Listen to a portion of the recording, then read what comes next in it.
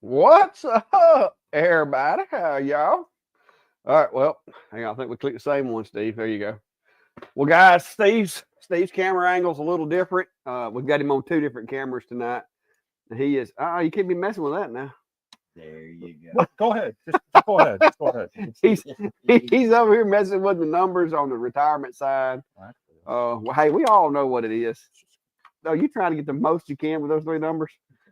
There we go. Feel better. So tonight, we were just kind of hanging out here, and of course, Klein was going to come over and kind of chill with us a little bit, hang out. And so we figured, why not bring you guys along? As you know, tomorrow begins WorkBenchCon, and so Steve and I are going to be leaving from here in the morning, going over to Atlanta, and enjoying that for the next 3 days or so. And I don't know what he's up to now. No, never mind. You just keep going. He's been kind of like a big kid since he's got here. I don't know what he's got going on. He's got something in that backpack over there. But yeah, it's it's been a hoot so far. And if he'll get whatever he's doing, if he'll get through doing that, I'll let him tell y'all about how his trip's been so far. He's up to something right now. I'm fine. Just you do you. So how was the trip, Steve? Well, normally if I was to drive down here in middle to end of February, I'd be very concerned about weather. But luckily, we've been having a heat wave. It was almost in the 60s when I left. So there's no snow, and it was actually no wind, so it was just time on the road. Couple of accidents and whatnot that luckily I wasn't a part of. Yeah. I got a little stalled in St. Louis area, and then today there was a nice massive piece of sheet metal that a car next to me plowed into. You got to witness a little activity. Yeah. But uneventful trip, just windshield time, some podcasts on the radio. It was actually pretty uneventful. Did you listen to a lot of Clack Shack on the way down? I listened to none. None? On the way down. Not 1 minute. But anyway, guys, that's what we're doing. So if you're in the Atlanta area, next 3 days, we're going to be over there. I know Cody is already there. Greg from STL Woodworking is supposed to be over there. I think Garrett from IDC Woodcraft, I've heard him say he's going to be there. And this guy, he's just putting stickers all over the place. So it's been, it's hopefully it's going to be a little fun. We're going to enjoy ourselves, get to meet some new folks, maybe learn a little stuff from some of the classes and stuff that they have, and have a good time. That's the plan anyway. Yeah. And keep Steve from putting stickers all over everything. So there you go. Brian wants to know if you went back and got that sheet metal so you can see if you could engrave it. No, I was at interstate speeds, and no, that wasn't something I wanted to mess with. It was in the left lane. It was in the fast. So the car was trying to pass a FedEx truck, and the sheet metal kind of just popped up over the top of a crest of the hill, and luckily I saw it as he's swerving. And yeah. Oh, there's our background. I was wondering where our background went to. But no, it did get very warm. I left, had a long sleeve shirt on, and then had to swap out to the t-shirt, and then had to turn the air conditioning on today because there's a stretch of highway where my car was telling me it was 80. Yeah, and it was like 75 when you got here. Yeah. So which he's still wearing his hoodie. I'm not used to the it being that warm. I mean, like I got my winter weight oil, blood. Perimeter alert. It's a little warm. There's Abby coming home. But yeah. Bespokes. Hang on. Perimeter alert. Delivery box. Bespokes retirement. I hope it rocks because I plan on enjoying it here in about 100 and he's like got me messed up. 27 days, I think it is. We got me won't messed- know now. He's Get got you me to messed start up over. with the stickers over here. But 700. no, it's not Yeah, 721. 721. It's not 721. No, it's not that far over. But yeah, so we've been, like I said, not a whole lot going on other than final preparations. I got up this morning, did a much stuff around here, trying to get ready to go out of town. I've been working on some CNC'd pizza plaques that I created one last year for a guy, and he has reached out and now wants 10 of them. I tried handing the job off to Klein, but Klein's CNC skills aren't quite where they need to be yet, are they? We're working on it. You working on? Are you seriously working on it, or are you just telling me you're working on it? I'm just telling you that I'm working on it. Oh, okay. I want you to. Yeah, we are going to work on it. Listen. Yeah. So, because I told him he could have had that job, but he Kind of busy. doesn't have the abilities yet. He's got the equipment, he just don't have the skills yet. But I didn't tell him that he could have technically used the file that I built for this. It would have worked on the machine he's got. Well, You didn't tell me that. it helps to feel competent when taking on a job. Nothing worse than You feeling don't like want to go snapping off a bunch of bits. yeah, or destroying a bunch of material, and you can quickly make a profitable thing be a headache. And Oh yeah, because I got to get with lose Cody. Matter of fact, this week I need to go on his website and just order some bits. Because I did have that, trying to fix my bit setter. I did have that slight miscalculation to where I tried running that down bit into that aluminum and down cut bits. Don't cut aluminum that great, or compression bits. I mean, not really. compression bits do not cut aluminum that great. I mean, it did a pretty decent job until about that third pass, and before I could get over there, it just popped. It got really, because it's a bad thing when you still hear the spindle running, but you don't hear the bit hitting the material. Yeah. So, Cornbread said he's surprised you ain't wearing shorts down here. We're thankful that he's not wearing shorts down here. No, honestly, I was more worried about coming back and the weather being too cold, right? So I was like, I better bring a jacket and some gloves just in case, I hit a snowstorm. I wasn't thinking about it being warm. It's February. So I got them, but they're like work gloves. That's about it. I could go get my winter gear and put it on, Robbie's asking Steve, how's the new laser? Had time to play around with it. I think he's talking about the com marker. Because you just got that in the shop, right? So as I'm trying to pack because I was getting ready to leave. I was packing up Monday so that I could leave yesterday morning. UPS rolls up and they got some packages for me. One of them was the com marker Omni 1. And there was a little bit of a divot in the box. So I wanted to crack it open, make sure there was nothing wrong with it. And it was fine. They packaged those things very well. And I couldn't resist firing a couple jobs through it as well. But other than that, just what I put out a short there. It was some frosted, or it wasn't quite black acrylic, but it was like a smoky, semi-transparent acrylic, and then it was a aluminum business card. Just ran a couple quick jobs through it. Yeah. Pretty cool. Excited to get back. See what I can do with that. We'll see if I can come up with some unique things. I know a lot of people have had these out here for the past couple months, so we'll see what I can come up with as well. So hopefully maybe a couple weeks after I get back, we'll be able to have enough tests run through. I can start putting some things out with that. But let's see. Not seeing it. Somebody saying Out of Stat's got a Kickstarter going. I haven't seen it. What do they got? What have they got in Kickstarter? Bespokes. I don't know where Clinton County is, but Chilton County is where I'm located, and it's like right in the middle of Alabama. So somebody was saying that. Somebody said that. Where did the comment go? Oh, there it is. Klein, you know a good YouTuber that can teach you, and he is finally visiting David, so he can teach you. Oh my gosh!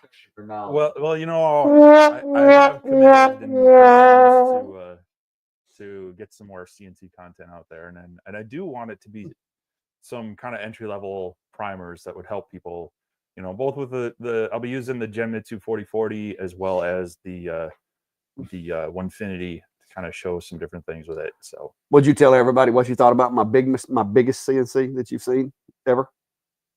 Huh? The huge CNC. Oh, the lunchbox. That's what I have seen. What was the phrase I used? Oh, I thought it was going to be bigger. Yeah, he's like, I thought it'd be bigger. You probably heard.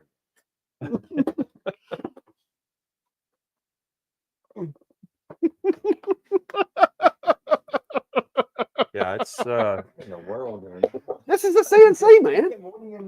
It's a CNC. Look at that. It's like you could CNC your sandwich. yeah, but you make it look bigger because you're kind of not tall.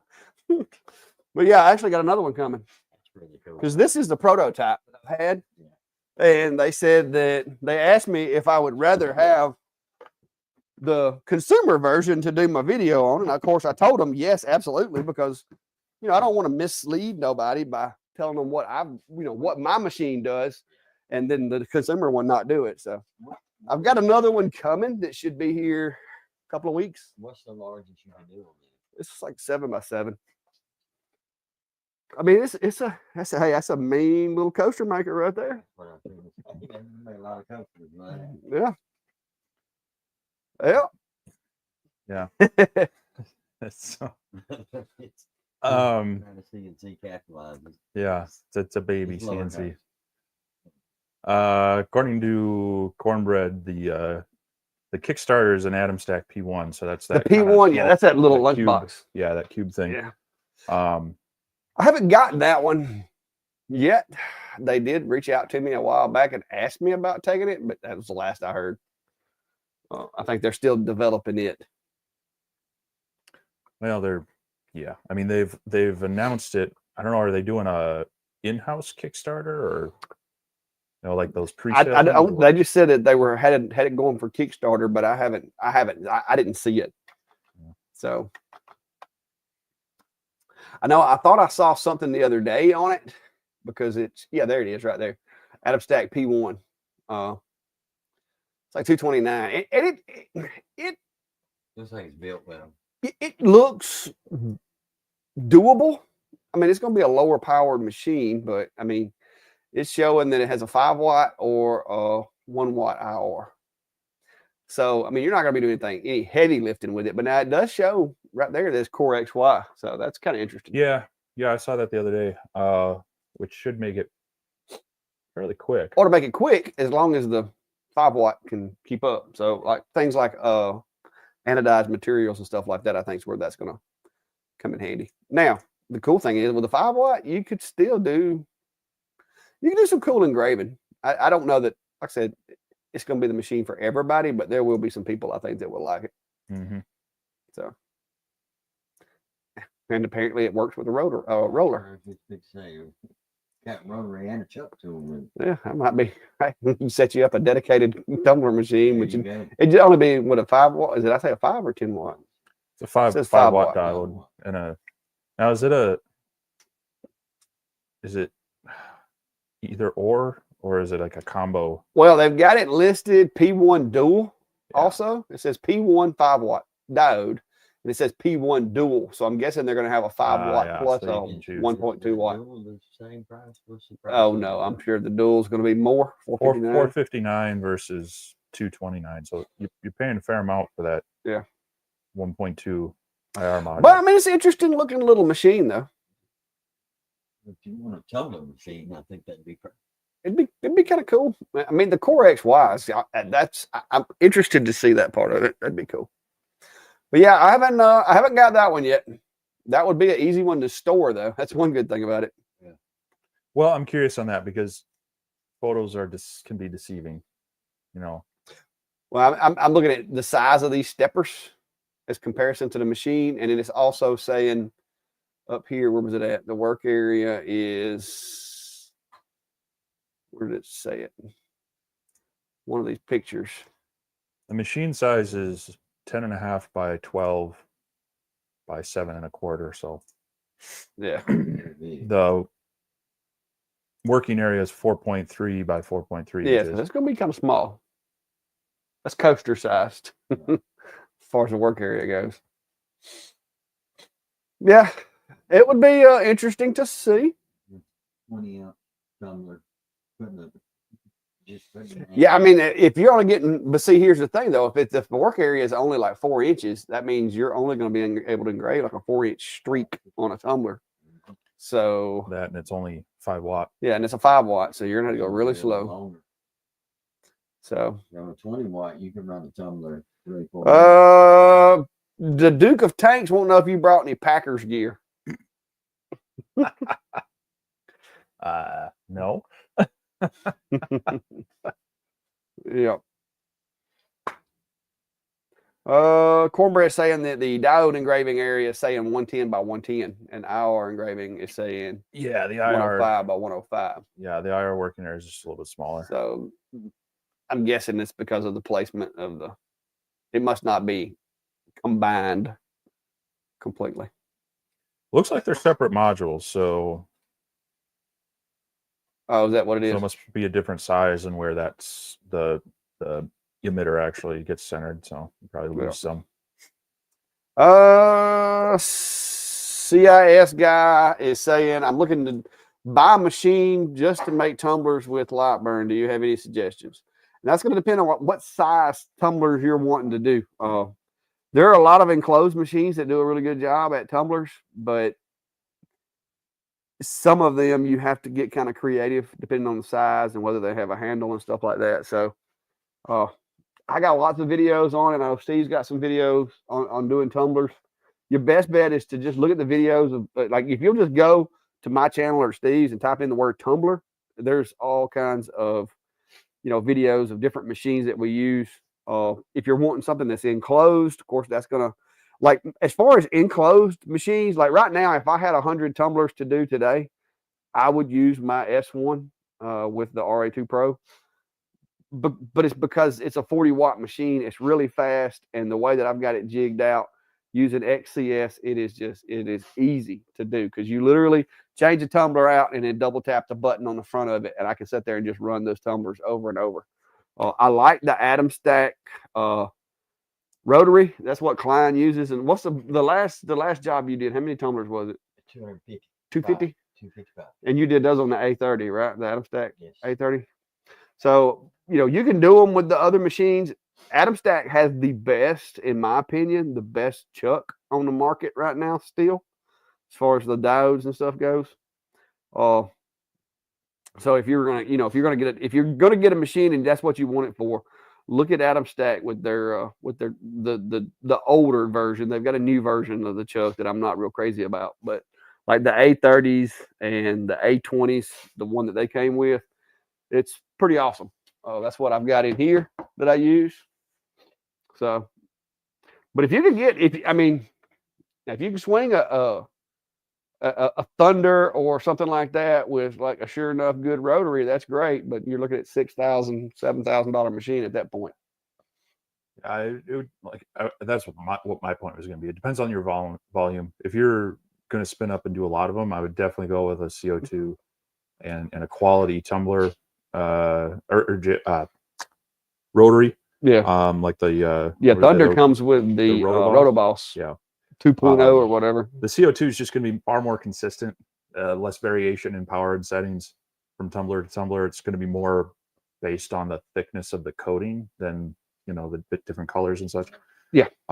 But you are going to be paying a bit more to get into that. And get a good bit more. So, yeah.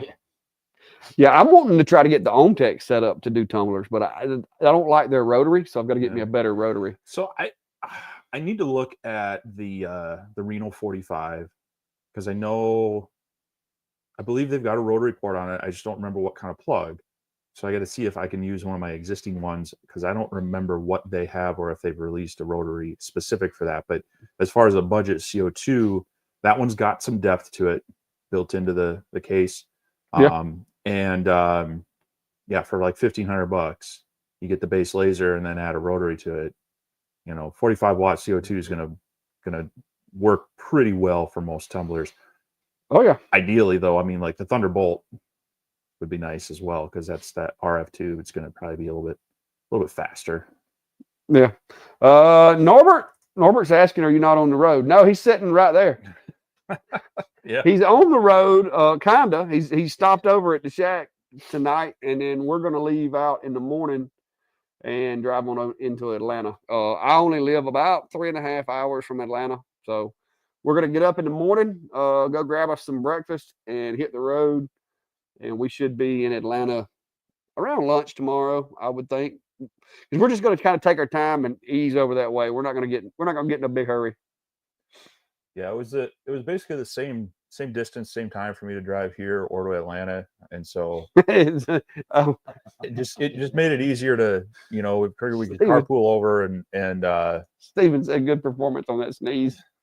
Man, I You walked over there. I tried to get You're over there. you're in the way. corner of the video, Steve.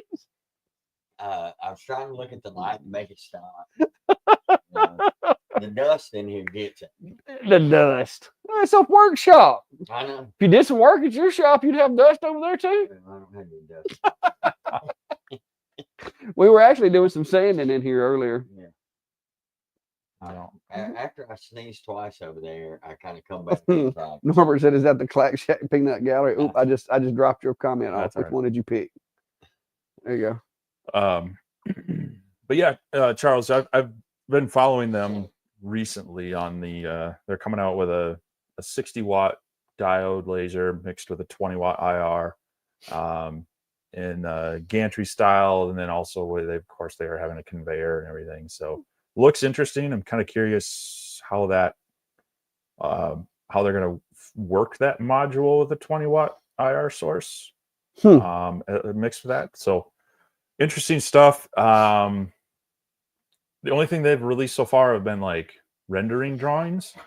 So Yeah. kind of waiting for them to see a project in action, because I've seen a few of these kind of new name laser companies pop up with a cool product, and then all of a sudden it fizzles out and nothing, sometimes they send out a couple prototypes and they never get past that. So definitely something to watch, because I think that's a real interesting combination. Cornbread says some smothered and covered hash browns. Cornbread knows me well. Yeah, I don't know. We may have to go to, well, you said you've been to a Waffle House. It's been a while though. Right. I love me some Waffle House. Look, Spike and I worked together a long time. What's wrong with Waffle House, Klein? It's tough. Waffle House is tough. My- I'd rather eat anywhere else besides Waffle House. Oh, Yeah, I'll eat it once, but it has to be because somebody likes it. I feel like it's a thing where you need to make sure you got a couple days Yeah. that you can miss and afterwards, just in case. Yeah. y'all act like it's Taco Bell or something. It's close. And I'm talking about Taco Bell's up underneath.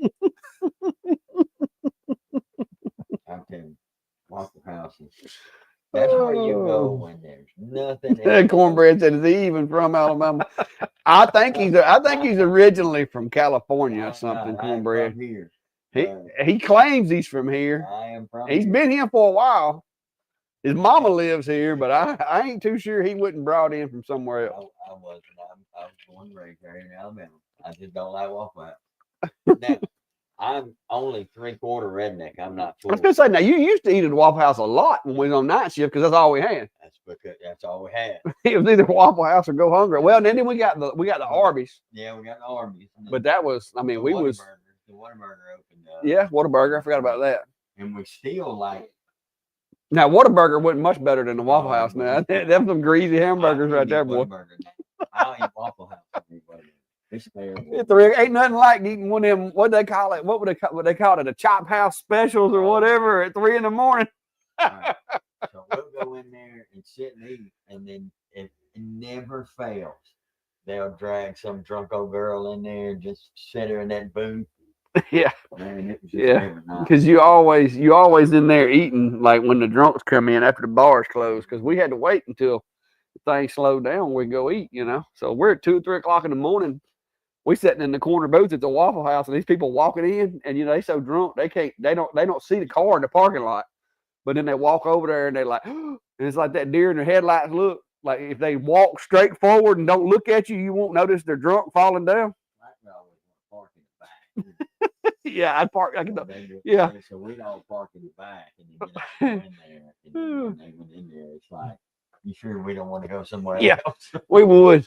We would go to when we would go to the Whataburger. We'd park around back so they couldn't see our cars. They'd walk in there and be ordering, and we'd sitting in the corner right there by the door, and they'd turn around and look and be like, The last thing you want to do when you're drunk driving around is eat supper with the police. "Oh, those was fun times though." Duke of Tank, I'm not sure I would consider it a disadvantage, but No, hey, Waffle House is fun, man.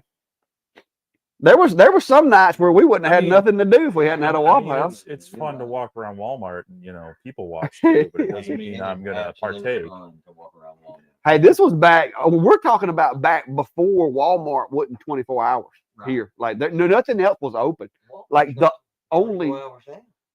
other they go back to not being 24. Back to people stealing. Yeah, a lot of them closed down.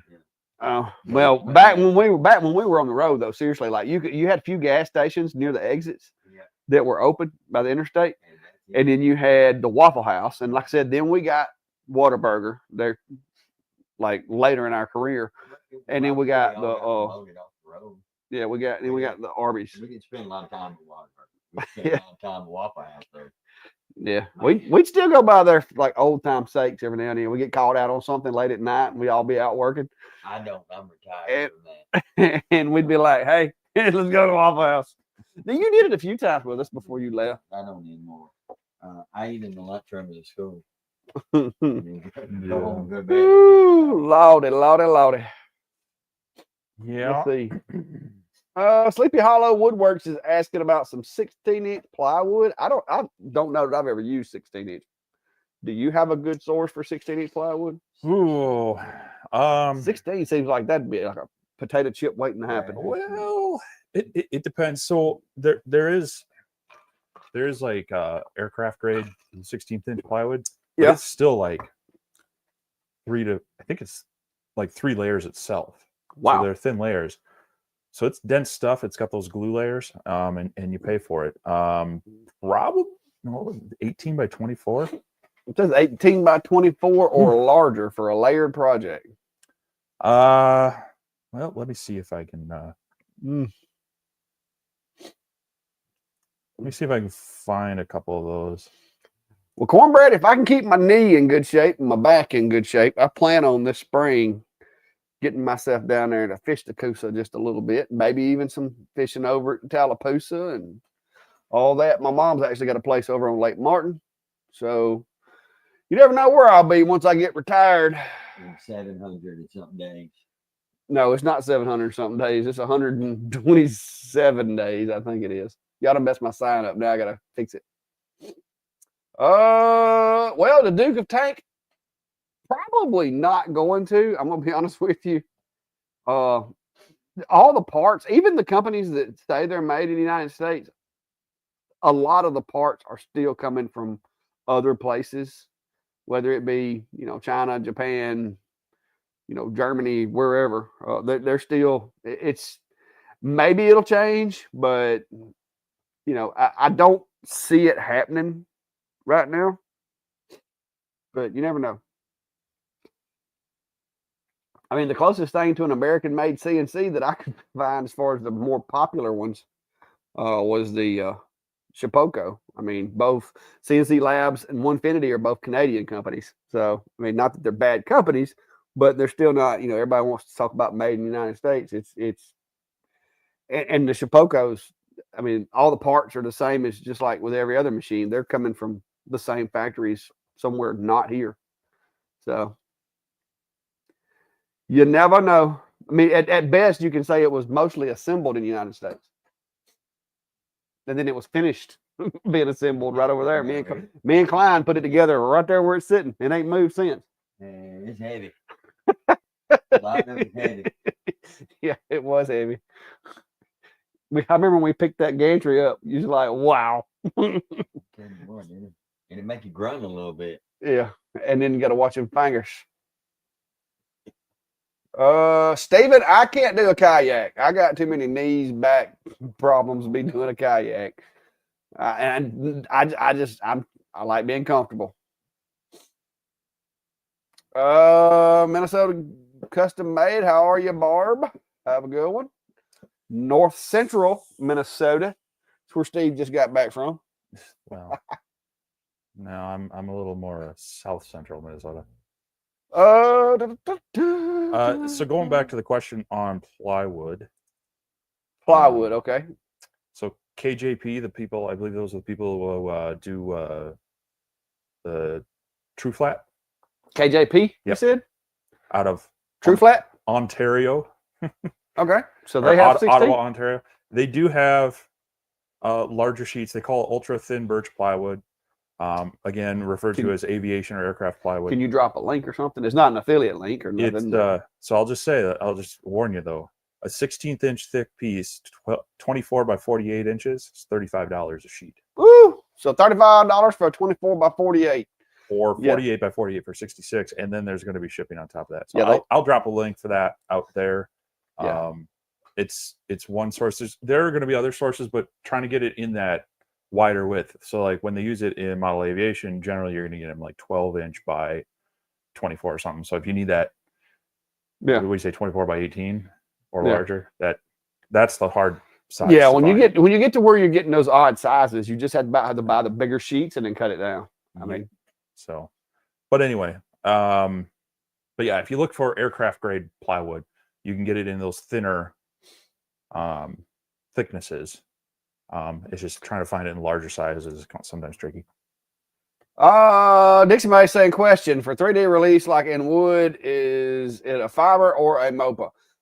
Fibers do not fiber, whether it's a MOPA or just a standard fiber, is not what you want for wood at all.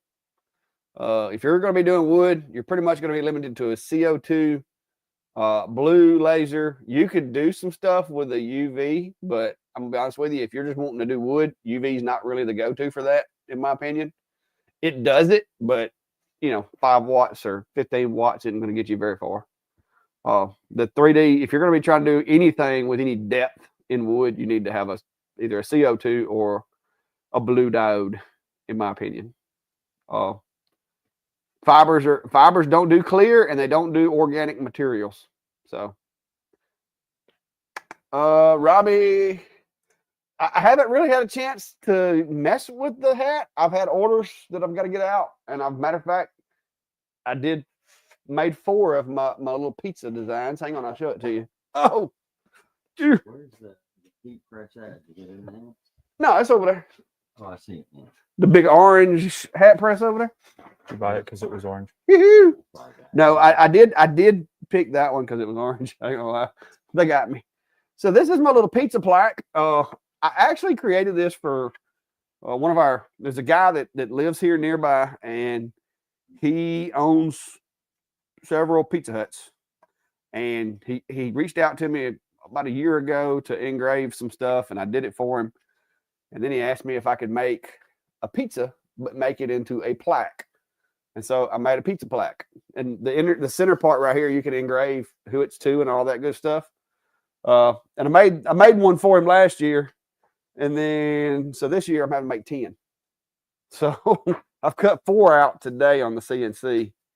And I've got to, of course, sand them and finish cutting the rest of them out and everything. I've got to get them to him by, I think, the 10th. And so with us going over to WorkBenchCon, kind of down to the wire on that, which I didn't get a lot of notice, but I just had a lot of stuff already scheduled that I've had to work on. I had machines here that I've been testing that I'm trying to get videos out on and that kind of thing. So it's the hat press is kind of on the back burner until I get some of this stuff that I've already promised out. Once I get it done, we'll be back to playing around with it.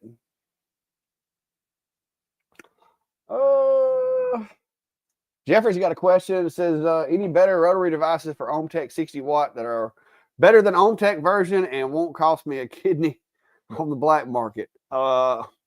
Jeffrey, me and you both are looking into that because I've got the OhmTech Polar Plus, and I'm not a fan of their rotary for doing tumblers and stuff. it works, but I like a chuck better. So I'm kind of in that.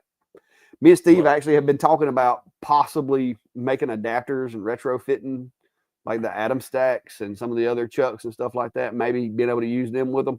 Well, they have multiple rotaries for their normal CO2 lasers, so I'm not. Yeah, Omtech has because they have a chuck another one. They have a chuck, and I've had one like that for my older CO2, and it worked okay. But I don't know. I mean, that's kind of the thing is if you want a quality rotary, they're not cheap. You're going to pay for it. Yeah. Because they kind of go from here's a chuck and here's an end stop in some configuration to. Yeah, well, it's like this guy right here wasn't cheap. Yeah. And that's the com marker one, and that's probably what I'm going to end up using with my or not my Omni, but my Omtech. Because it's sturdy. Yeah, see that D80 right there from Com Marker, the one that I'm using on my Com Marker machine. That thing it's on sale right now for $282, but that's a $300 chunk of wood, chunk of metal, which is still cheap compared to some of the other ones. Because I've been looking at getting the Roto Boss, and then what's the other pie something? Yeah, what do they call it? I forgot the full name, but anyway, they're very expensive. I found a used Roto Boss on Marketplace for $1,000. It's been listed for 12 weeks. So I'm thinking about making the guy an offer when I get back from WorkBenchCon and taking a chance. He says it works. So a friend of mine sold a laser that he had gotten. I forget how he had worked out the deal, but he had gotten a Roto Boss. He ended up selling that laser and he sent that with, but I don't think the company was going to use it. And I really wish I would have offered him like $500 for it or something to have, but yeah. But you're talking to the guy that doesn't like doing tumblers, so yeah. Dixie May is asking, is Steve in the background of Clack? He's got his own camera over there, but if you're not paying attention, you won't recognize that wall because that wall is so ugly. It typically does not make it in any of my videos unless you just happen to recognize the door. That wall that is. Well, it was at the time that I built this. It was more or less so I could open it up in the wintertime or the summer. I mean, in the summertime to keep it cool or whatever. Mm-hmm. Because I didn't have any plans of air conditioning this place. Sure. Had I known what it was going to be used for, I would have put a much smaller garage door in because that is a 16-foot wide door. Mm-hmm. It's helpful when bringing. Yeah, I mean, it's handy when you're getting big stuff, bringing it in. But I got so much crap piled up against it now, you can't use it anyway. Now, when I get ready to move shops, it's going to make it really easy to vacate this building quick. Because I've got a 50 horsepower tractor with a front end loader and a set of pallet forks. Yeah, I'll be able to offload this stuff in here quick. Oh, Three Rusty Nails is asking, I'm getting my business set up. What credit card machine do you recommend to take to craft shows? A lot of people just use Square. If you have a PayPal account, they've got their PayPal here option that'll tie right into that. So if you're already using that for something, that's another simple option. Those are probably the two more popular ones. Otherwise, if you've gone the route of certain accounting software like QuickBooks and such, that's what I use. You can get a reader that plugs in with that, but most people opt for Square or PayPal here. But also, and with that, you might also want to consider making sure you set up like a Venmo account because there's a lot of people who, for whatever reason, that's their preferred, payment method over the others. So if you have PayPal, Venmo's just a branch of them anyway. So I would definitely consider that as an option if you're going to be doing craft shows, and just create like QR code kind of thing for that. They can scan that and send you the payment. But yeah, I use I got the little card reader for QuickBooks, and it works really nice. It's completely Bluetooth battery operated. It's basically got its own little battery, and you literally, Klein's been with me at events. Like Klein can walk over to the other end of the booth or whatever and scan a card, and I'm sitting over here and it'll still read to my phone or whatever. So it's really handy. It does tap to pay, all that kind of stuff. It costs extra I think $54 is what I paid for it. And then but it just ties in with your software, sales tax and all that. When you start doing your sales tax calculations at the end of the month, it's easy because everything's ran through there. And so it knows exactly how much sales tax you owe. So it looks like PayPal here is now Zettle. And I think I was aware, I haven't used it in a while, but, and that also can tie into your Venmo thanks to some of the chat people. But, yeah, most of them have very similar rates. So I would look to see, like, if you already have some sort of payment method, see if they've got a tie into it. That might be easiest, but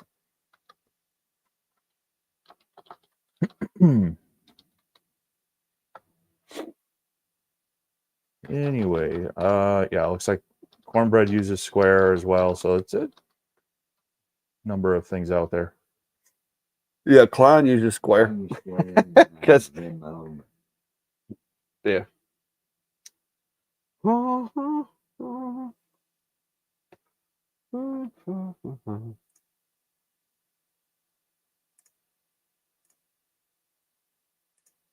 Anyway.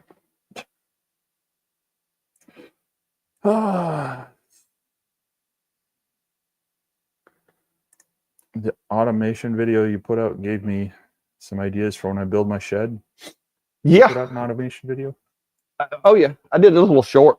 Oh. Because I got all like where I got the my voice activated stuff. Yeah, because I've added a couple of smart bulbs over here. I've got 2 smart switches up there. Got another one over here, 2 back here. Then of course my perimeter sensors, and it's like the whole place is wired. And so, yeah. So yeah, it makes things easier. Like, see, I like having the Echo out here because I'm terrible at math. We all know this. And so if I need to know how many millimeters is this many inches or how many inches is this many millimeters, I don't got to pull my phone out. I just ask it. And my little handy assistant gives me the answer. So it's made me lazy. I'm not going to lie. It has. But it is really handy if I need to know something. Yeah. Or like if I need to know how many days are left until October 1st, it'll just tell me. Like I've got it set up right now. 721. That's it. Yeah. For some reason, everything keeps getting routed back to how many days he's got left. Because see, I've got some commands for when I come in the shop. I can verbalize those commands and it powers up everything that I need to work. It also checks my calendar and reminds me of any appointments that I have. It tells me what the weather is going to be, the chances of rain, or blah, blah, blah. It also tells me how many days are left until October the 1st. And at the end of it, it just basically says, okay, let's get to work. And he can do all this remotely and mess with you.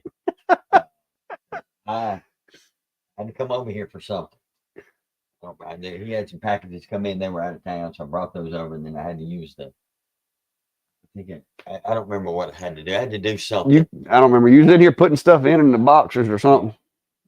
So I'm in here, turn the lights on, then the lights go out, then they come back on. Well,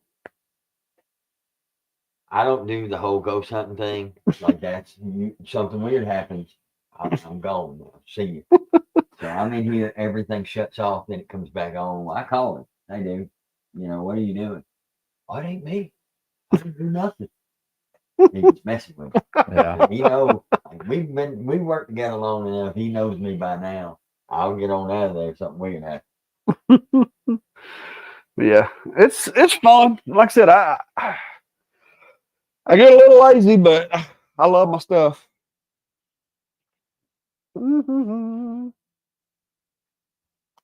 Let's see what we got here. Yeah, that's right. That's right, Cornbread. I don't know. Sounds like you'd be lost with a internet outage. Oh, I love my internet now. For years, I didn't have it, though. You can ask Klein. I didn't have any internet here. Yep. Like We they had were meg and a half, nothing. didn't we? It was a meg and a Internet half goes internet out, you here. walk into the shop, you wouldn't be able to turn anything on. Oh yeah. That was back when. Well, I had one of those little remotes that had the antenna, and then you had the little boxes that you put up there. You had to hit 1, 2, 3, 4, 5, 6. I had one of those. As a matter of fact, it's in the house, and I had motion sensors that would trigger the lights and stuff, or I could use a little remote. I had all that stuff before the internet, but now that I've got the internet, it's just much better. And not only do I have internet, but I got good internet. I want to talk about your good internet. I live in the city, in the middle of the city, and I don't have what you have. Oh, I hear No, you. it's I hear you. It's coming. So I got about a month and a half, and they should be done digging up everything and hitting water lines, and then we're gonna be ready to go. Yeah, they just dropped in the fiber into our neighborhood this last year. Of course, made a mess out of our boulevard. But I don't quite trust the company yet, so I'm actually waiting. One of my employees at work actually did switch from Spectrum to this company, and when they called Spectrum, they're like, "Well, what would it take to keep you on?" He's like, "I need more upload." And they said, "Well, we're working on that." So I'm tempted to call them and just say, "Hey, I'm looking into this. What are you going to do for me?" Because they've actually been really good for me now. The past couple months, I've had to check my upload speeds before live streams. Yeah. Because I've noticed, like, like I tend to synchronize a lot of my photos and things to like my Google storage. And I'll notice that's taking too long. So I'll go in and sure enough, I'm getting like 1 megabit a second upload. And so I know something's up. And a quick reboot does it. So maybe they need to. I've had my modem for a while from them. I think it was sometime during COVID. Maybe I need to have them come out and replace it again. So Speaking of internet speeds, well, I get that download, but the upload is where you're going to get me beat. Yeah, so that's what you call upload, baby. That is internet speed, and keep in mind too, now, Steve, you'll appreciate this from a network perspective.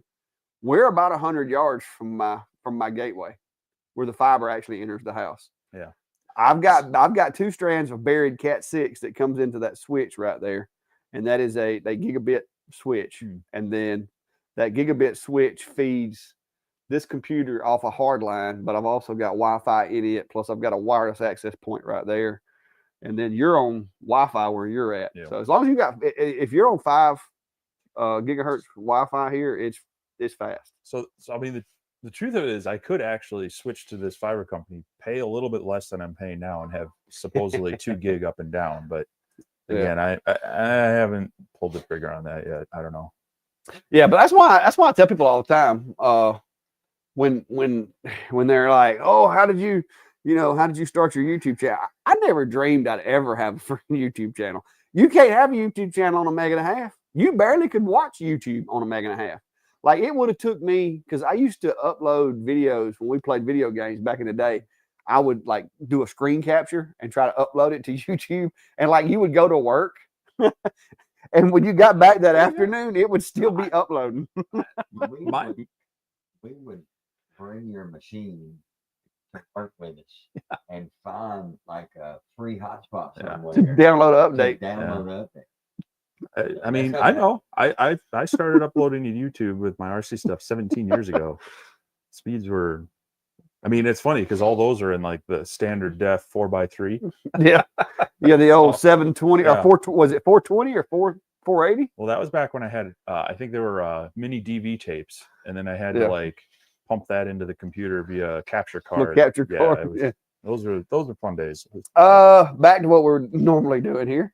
Neil Marbury said, "Hey guys, what size CNC would be a good one to start learning to use?" And I know me and you both agree. On that one.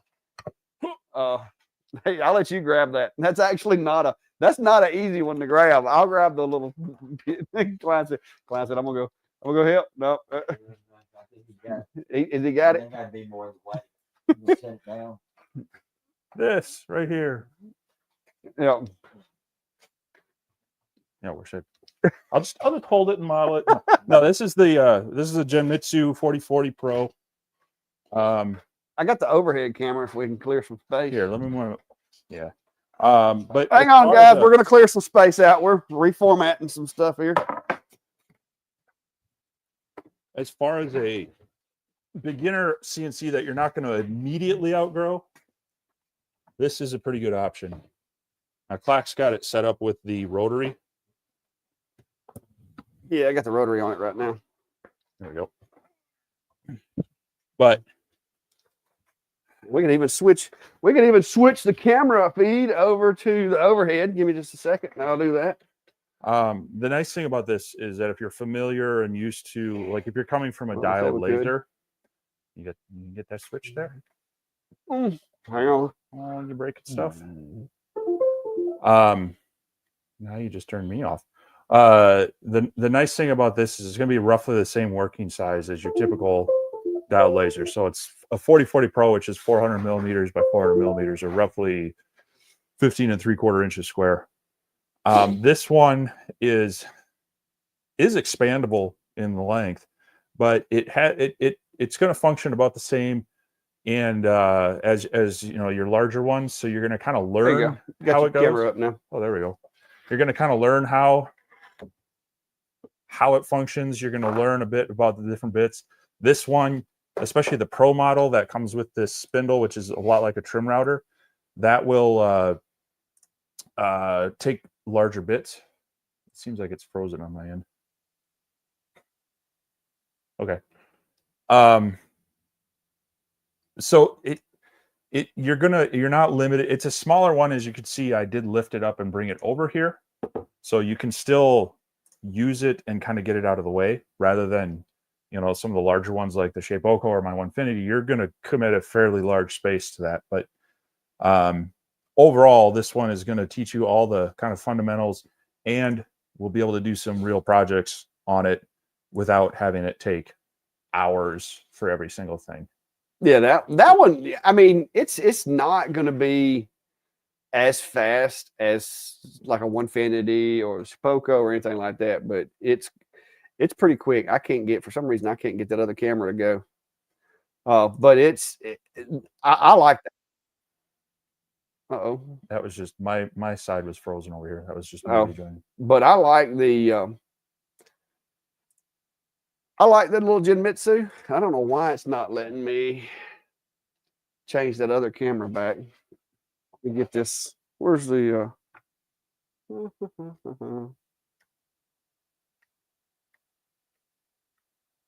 So as far as, see, every time you do that, it freaks out over here. is it messing you up? Yeah. What do you? Hold on.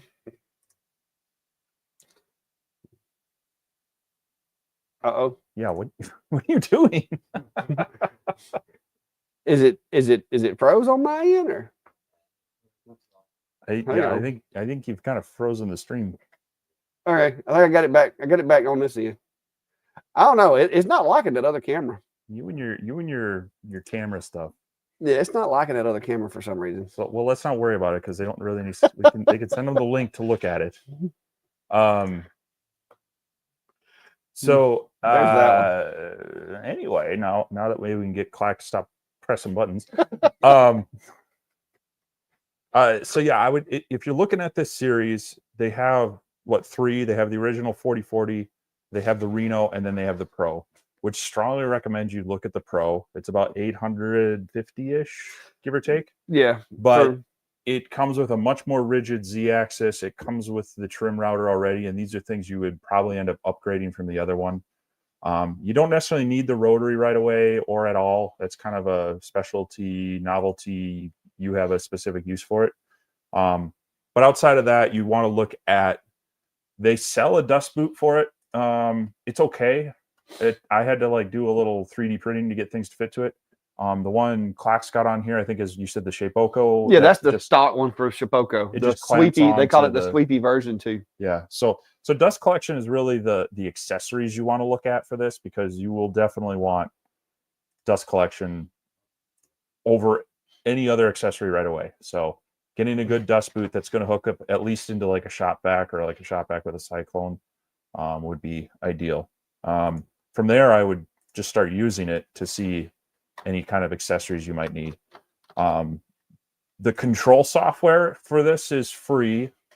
They have Candle is one. Otherwise, there's also GSender. Because you can use GSender, you can use any of the open. I seen somebody the other day using our open builds. Yeah, there's a number of them. So that's the controlling factor of it. But you will need CAM software to create the files for it, and that's where Clack and I like VCarve. That's kind of a buy once, cry once until you want to upgrade it. So you're kind of paying it all up front, but it's a perpetual license. So the desktop version is like 300 something. Yeah, it's bearable for the smaller machine. Now, when you get to like above, what is it, 32 or is it 24 by 24? It's 24. You get above 24, you've got to get up to VCarve Pro. Yeah. And it's a little more expensive. But with this machine, you can use standard VCarve. You can use easel. You can use, was it Carvera? Carveco. Carveco. Those are the three, probably the three most popular designs. If you have Fusion 360, you can even design stuff in Fusion. Yep. It's a little more complex, and Fusion is a lot more expensive if you're just using it for this. But if you've already got Fusion for other things, you can actually do CNC files in Fusion as well. I haven't done it because I'm gonna be honest with you, it's Fusion is very powerful, but it's also a little more complicated in my opinion to do CNC stuff for me. But yeah, I like that little machine. The only thing that I don't know what it is with the baby blue, but I kind of wish they would go with a different color. I know Klein's a North Carolina fan. He likes that blue. Yeah, I would really like it if they would do it in orange. Now you that should you get mentioned connected it. with Fox Alien then and get one of theirs. Well, I've noticed that their stuff is different color. I've even considered taking that apart and trying to coat it, but that is a pretty nice coating that's on there. Yeah, well, it's a good anodization. And so I don't know that I would want to mess that up. Oh, I know you like that. Was it powder blue or whatever? I mean, it's just a color. But yeah, the reason we like this one is it's still under $1,000 for the base machine. But it's fairly rigid, and it's going to allow you to actually you could use this to start making some good projects that you could sell and make your money back. You get over that, then you start jumping into, you're going to be spending $2,000. You might want to consider jumping into something. Yeah, well, it's just like my little pizzas over there. I specifically designed that pizza file to where it's 400 millimeters, like it's a 400 millimeter circle. Yeah. So you could do that file. Now you'd have to cut your stock, a little smaller, but you could technically do that file on this machine as long as you glued it down or use double-sided tape. Yeah, that fixing pieces that max out your work area gets a little tricky. So that's one thing you got to think about a little bit more with CNC routers over lasers is you're not just going to drop material in here and not have to worry about it. You got to make sure it doesn't move. Bare minimum would be like the double-sided tape or the CA and painter's tape method. Honestly, that works for 75-80% of jobs. Yeah. But when you get a lot of side loads from cutting, you generally want to have some clamps there as well. So it's it's a balance. You can max out the area, but you still got to make sure you're holding the material. So yeah, I've been using that one and playing with it with the chuck doing the 4th axis. The only complaint I have about that is I wish it was longer, and so I'm seriously considering modifying the way that rotary mounts and building my own little mountain setup for it so that I can do longer stuff. Because you got about 6 inches, give or take, of working area there. So again, I mean, this machine is geared at smaller projects and such, but but the fundamentals are exactly the same. This machine fundamentally is the exact same as the Shapeoko. Like if you can build a file and make it work with this machine, you can build a file and make it work with the Shapeoko. You're just going to have to learn the difference in the speeds and feeds and stuff. But I will say with this setup, with the new X axis and the new Z axis that this machine has on it, you can get a lot closer to the speeds and feeds of the bigger machines. Yep. Now you get up in like the 6050, which is what Klein's running at his house. That thing is built like a tank. You've got one of those, don't you? You've got the 6050 as well, don't you? Yeah, and that's that one's more like your $1,500 machine. You get a little more width, and you can. Do they have a a y-axis extension for that one as well? I think they might. I But it's don't remember. it is it's a benchtop unit that you're never gonna you don't want to move unless you got some. No, that's a So it's- 2-man lift. Like this one, you can move. I mean, it's still pretty heavy. Yeah, but- I can move it. I prefer not to But yeah. move it around a whole lot with my back in its Yeah. current condition. But I can move it. You know, do I? You can't move that one? That one, yeah, but not the one I No, the 60/50. No. I made the mistake of moving the 60/50 by myself once, and that was literally from it was sitting on my Onefinity table, and I had my assembly table that's about that much shorter than it. I wheeled it over there and moved it from one to the other, and that was that hurt. You paid for it for a few That hurt, days. Yep. So Yeah. that I mean, that's the other nice thing about this one is that you're not committing. I mean, you got to have a place to store it, but it doesn't have to like sit out on your table and just be there in the way the whole time. If you need to move it out of the way, you can. Yeah. So, Well, this is like the Shipoko. You're not picking that up and moving. Not one person. I mean, even if it wasn't attached to, mine's attached to the table. But even if it wasn't, it's heavy. First of all, it's like 300 something pounds. But it's also a 4 foot by 4 foot square, which leverage comes into play Yeah. if you even was to try to pick it up. So yeah, this, like I said, this has its place. But if I would that's what I started with, was the very first version of this 4040. And I will tell you, from the older version to this version, this is 100% stronger than the original 4040, because they went back and they reinvented this X axis right here. And if you have the original 4040, I did notice the other day on Amazon, you can buy just the gantry. Yep. And upgrade your already, the 4040 you already have. You can also get extended Y rails for this thing and make it a 6040. Yep. So that's pretty neat.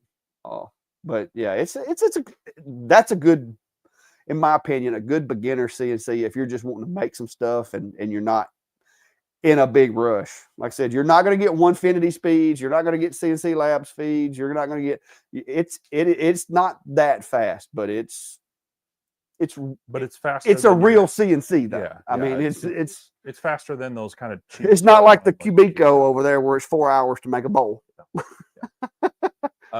Three Rusty Nails is asking how large of a vacuum is needed as a dust collector for the 4040 Pro. Your typical shop vac is going to work fine. With these, it's about airflow as well. So you're going to want to have one that has, more like, what is it, 2 3/4 inch shop vac hose. So some of them like have you can get like the smaller inch something.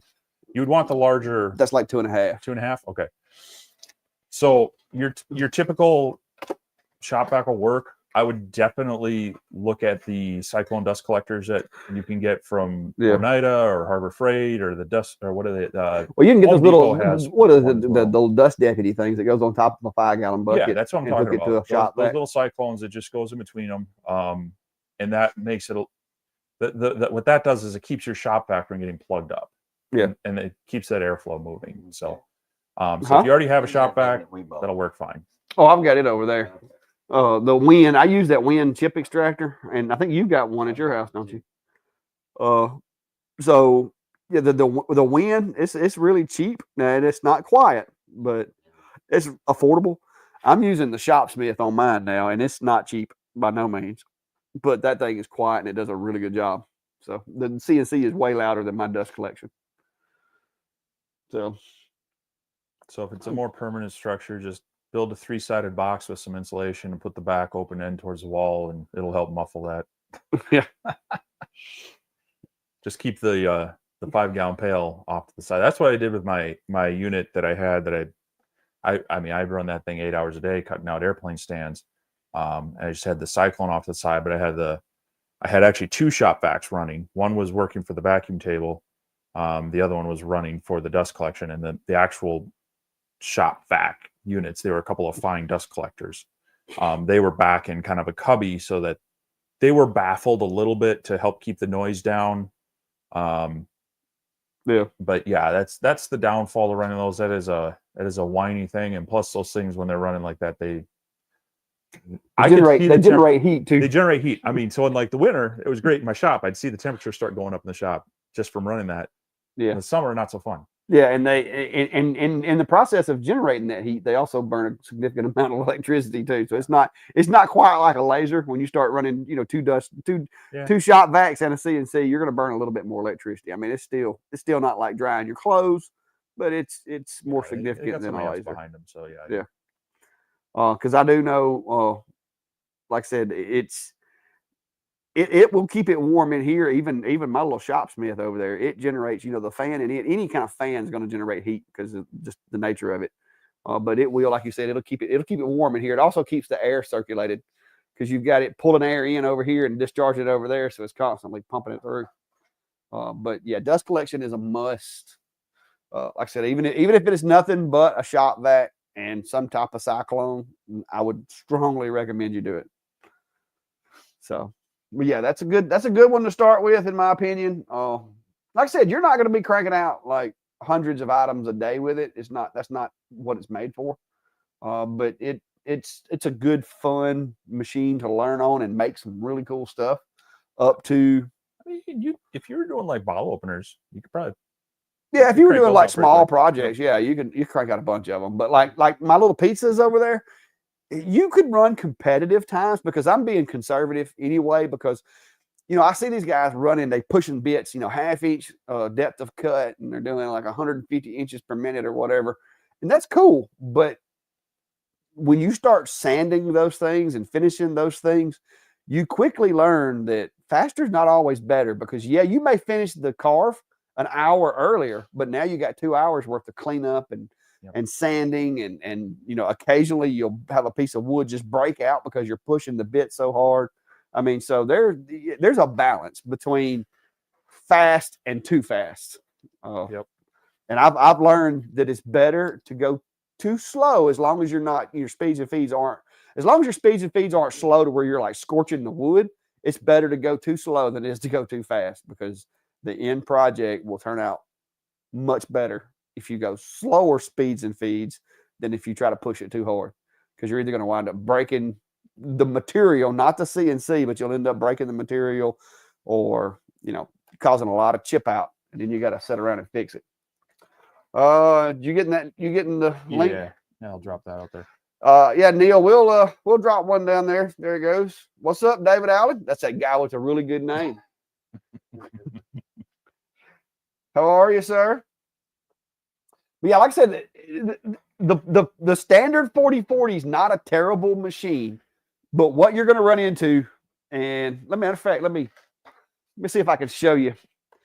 The problem with the original 4040 that I had was if I started carving too fast or pushing it too fast, you could literally see the axis twist. With this one,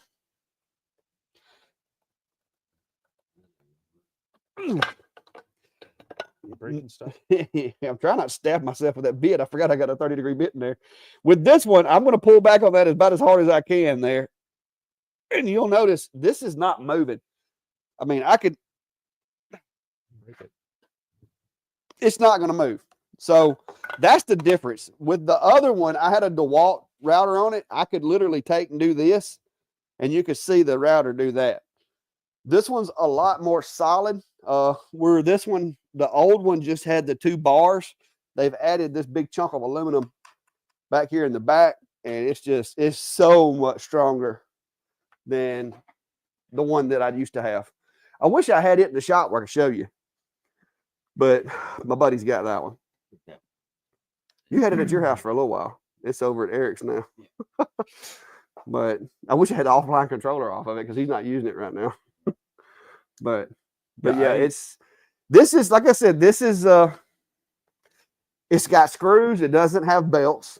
It's basically like a little mini Onefinity as far as the way that they've designed it. They've using the tubes rather than some inspiration there. Yeah, they've used the tubes rather than linear rails, except for the Z-axis. The Z-axis looks like a miniature version of the Shipoko. Yeah, like literally, it's just a shrank Shipoko one.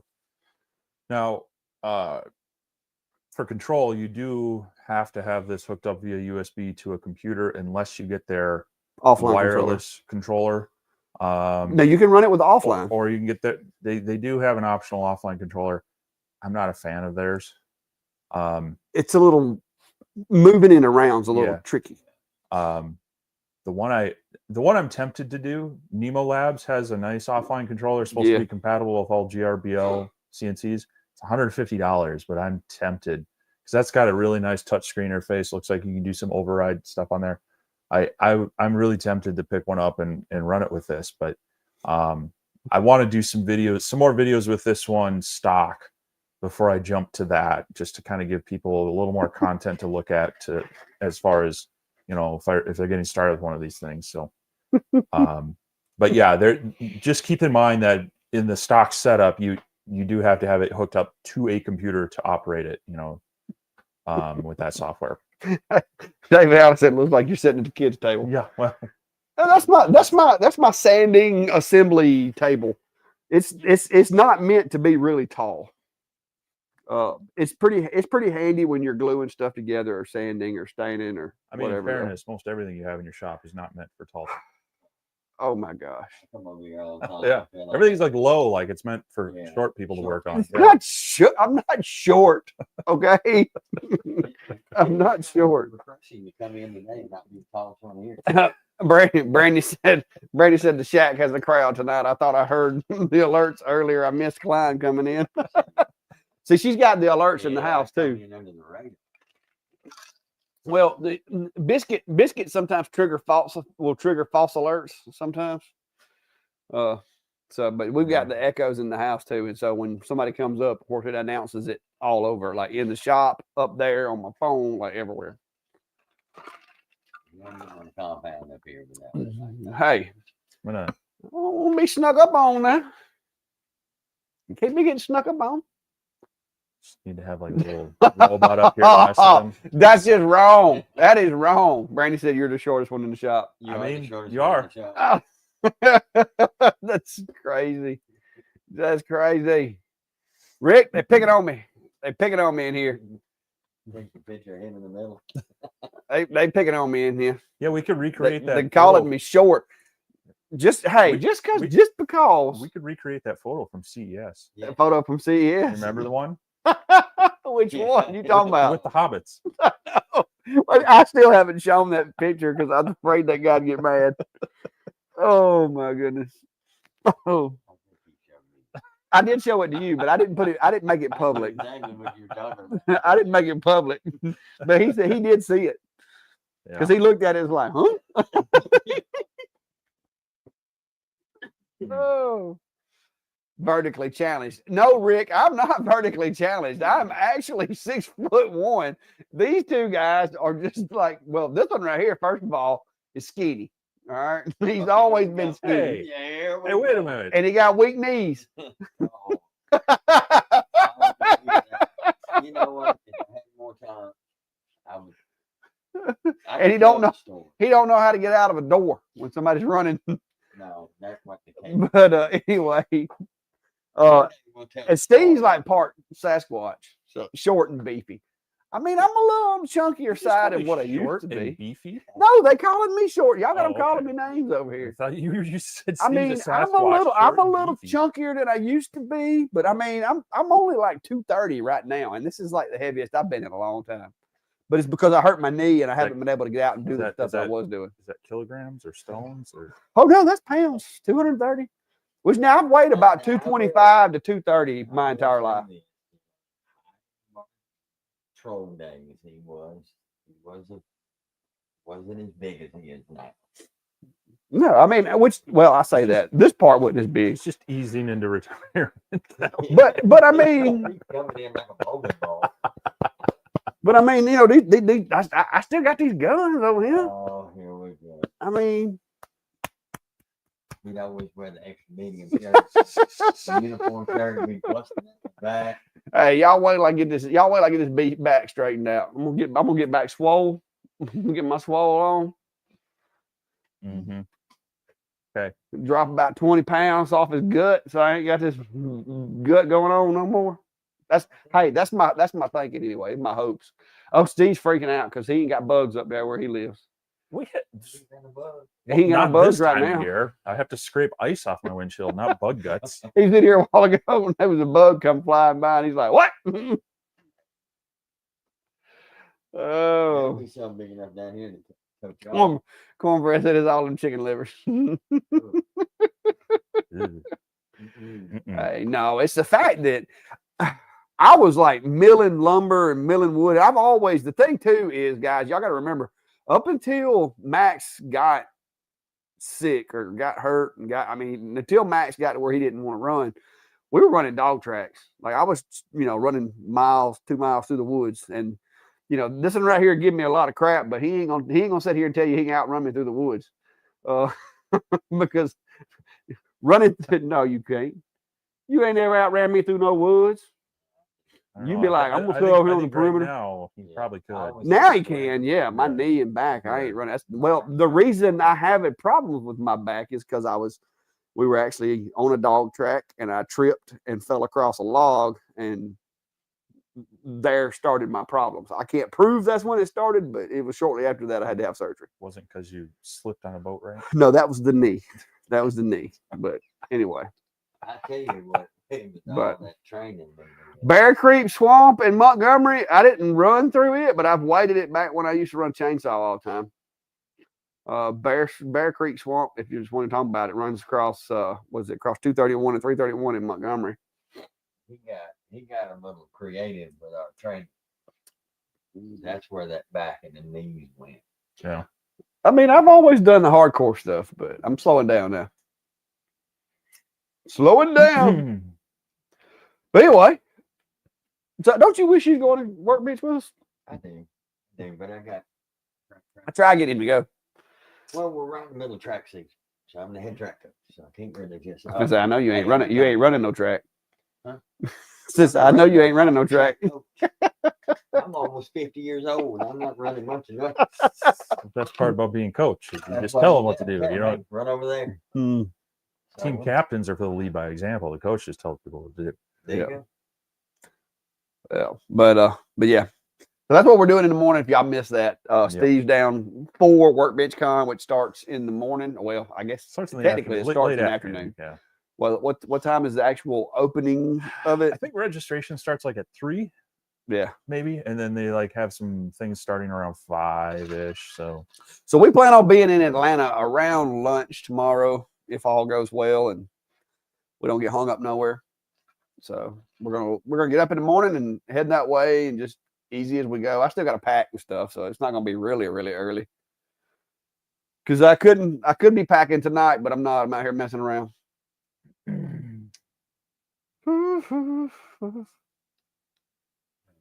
Just know he'll have his back. yeah. Oh, I'll have the a backpack now. Not if I hide it from him first. TJ said best fiber laser for cork coasters. If time is a factor, I have 40 watt. Cork is a organic material, right? So fiber is going to be Yeah, Not- I mean, if you're looking for like a galvo laser to try to improve your speed, looking at one of the dual ones like the F1 Ultra, they have theirs. Laser Pecker has theirs. There's a few others out there now. even as the well. longer, the blue longer would do good on Well, cork. yeah, I mean, if you want You got a 40. to, Yeah. It says it has a 40 watt. 9 coasters equals 1 hour at a time. What are you putting on? I was just gonna say that's Seems like a lot. yeah, that's a long time for cork. Yeah. Cork don't take much, Mm-mm. so I don't know. I didn't look at that You file. should be able to do those 9 in probably 10, 15 minutes, Mm, depending on how thick the cork is, how deep you're going. But yeah, if you set it up right, I mean, yeah, it's 9 coasters, what are they, 3 inches, 3.5, 4 inches, Yeah, 4x4. So you're looking at that's a square foot Mhm. of engraved space if you fill the whole thing I'm up. saying you can usually. Yeah, I would think it'd be a little faster than because that. you're running faster with lower power. If you're using a 40 watt diode, depending on what the engrave is, if you want to go faster than that, you're gonna have to step it up to CO2 more than likely to get faster speeds, I would say. But it's gonna have to be one of the high speed CO2s. Like you're looking like a Thunder. yeah, I mean, Hurricane's pretty decent. I don't know that the Hurricanes is. I mean, just- yeah, I it's can't get past 9 coasters taking an hour. It's a long time.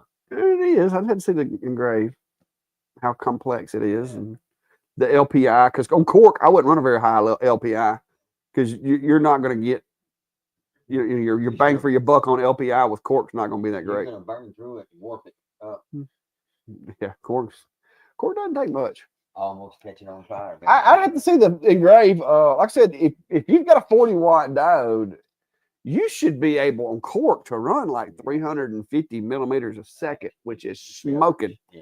if the LPI is not too high. I would play with that file and see. That seems a little excessive.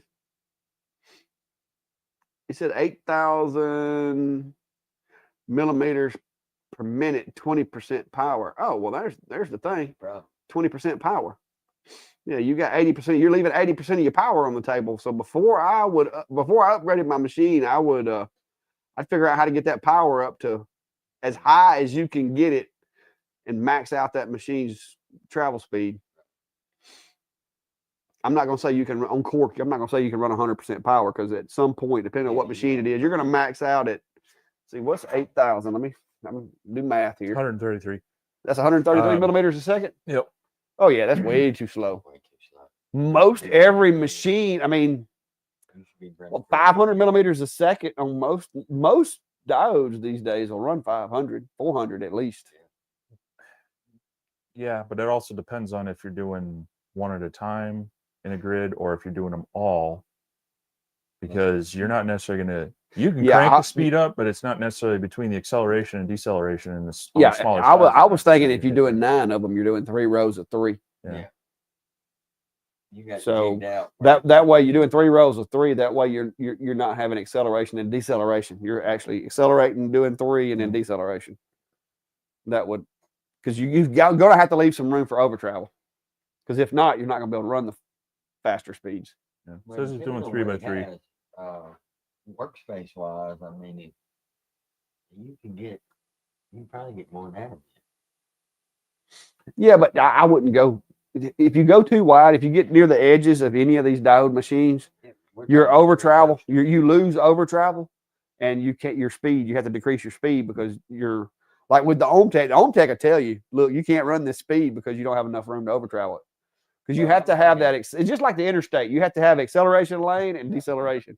So if you get too close to the edges, your speed depreciates. Like you said, 3 rows of 3, and you put it in the middle. You've got. Yeah, you should have enough to run. A bit of room on each side. I mean, I think we agree. It probably can increase the speed a bit, but there's going to be diminishing returns. I'd say 250. I think I would try going up to 250. 250 millimeters a second, which I don't know what that dictates to. 250 times 250. 15,000. That's plausible. 60.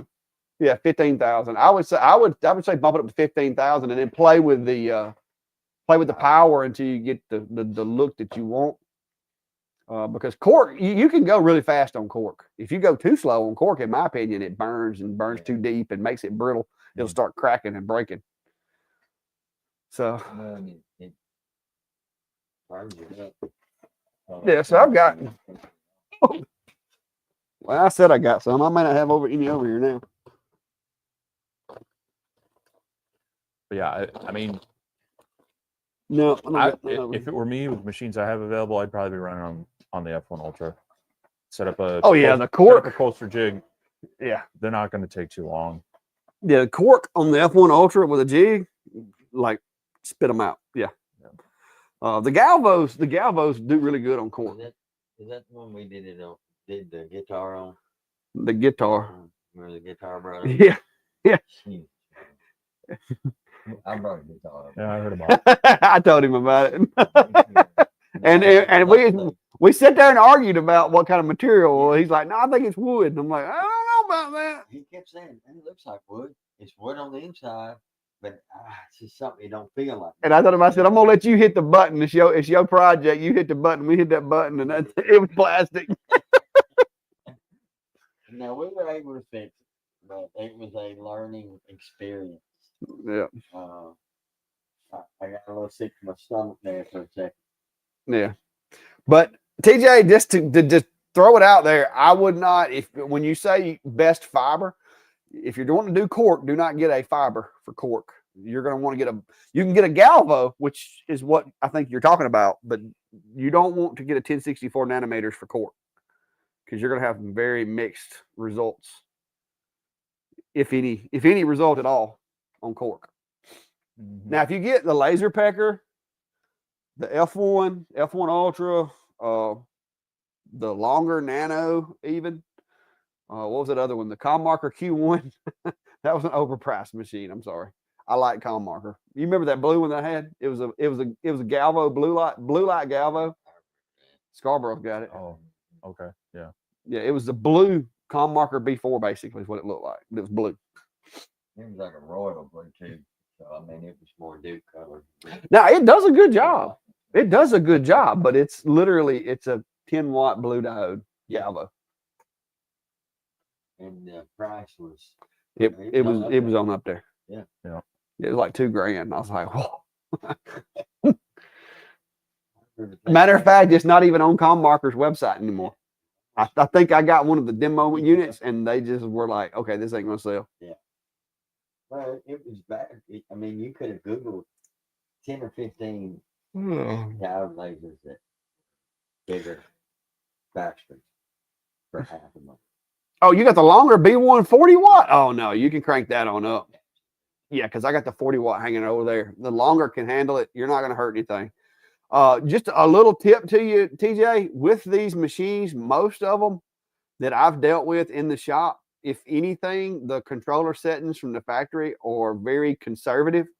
The machine usually can actually go faster than what they've got it throttled to. I know like Adam Stack's bad about that. Like they'll throttle the machine down. And some of them they'll advertise the rate, and then you look in the controller settings, and they're throttled back. And you're like, oh, what's going on here? Yeah. Some of them will be like 10,000 millimeters a second, and then you get in the controller and it's like 6,000. So yeah, you're not gonna you can run that. I can tell you from experience because I've had the 30-watt and the 40-watt longer B1. 300, 400 millimeters a second with that machine, you're fine. I would try somewhere up in the range of 250. If you run them at 250, that's going to be basically twice as fast as what you're running them now. So if you're getting them in an hour, that'll only get you like you'll be able to do it in like 30 minutes. So that would definitely be better. And look at your LPI too. If you're anything over like 127 on the LPI, if you're running them at like 200 or so, it's probably not necessary. Because you're going to overburn if you overlap too much. If you overlap too much on cork, you're just burning it at that point, in my opinion. Yeah, I don't know. 120 might be a little low though. I run 127 on wood generally, even with the 40 watts and with this X40.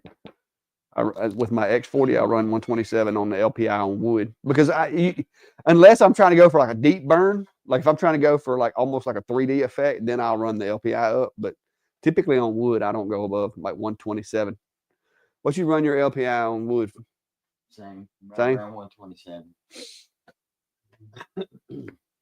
It's like because I mean, if you're doing an image maybe, but with a 40-watt machine.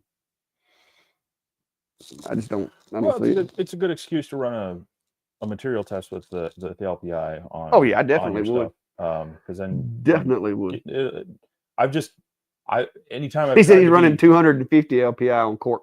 Well, yeah, I mean it defaults to like 287 or something like that. What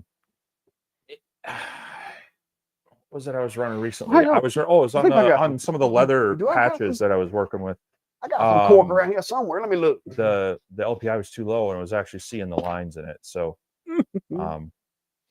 yeah, it's something to it may be in the trailer. Help to run a test to help dial it in, because yeah, if you've got it way too high, then you're going to double your time. But you want to be careful that you don't back it off so far that you get quality issues. Yeah, I think all my cork's out there in the trailer. I'm not seeing any in here. Yeah, Jack, he does let anybody in here. He likes to feel short. Whatever. Short. wait a minute. Look right there. Look right there, guys. We have got some cork. All right, we're going to do it over here because this, as noisy as this machine is, it's probably quieter than any of the rest of them. Hey, Mark, we talked about the Abstract P1 earlier. Interesting machine, but none of us have heard from them as far as a demo unit to test out. So Who's that? just the question on there. Mark was asking if we Oh, yeah. if Yeah, we're they testing mentioned that it. one, but if they reach out to us, sure, we'd love to. But They mentioned that machine to me here a while back, but that was all I got was a mention. well, All right, let me get everything set up here. Share screen. Entire screen. Screen 1. Share. There we go. All right, I was making some signs from a party planner earlier. So let me save that.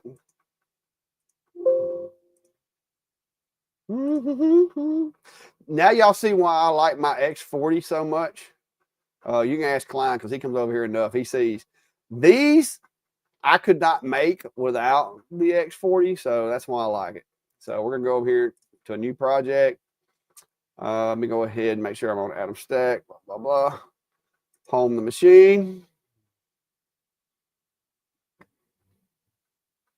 All right, let me move it up to my park location there. Get it out of the way so I can take a picture of this work area. All right, so I got me some cork in the workspace. So we're going to say, what kind of animal we can do? Oh, I'll do a fish. That fish is nice.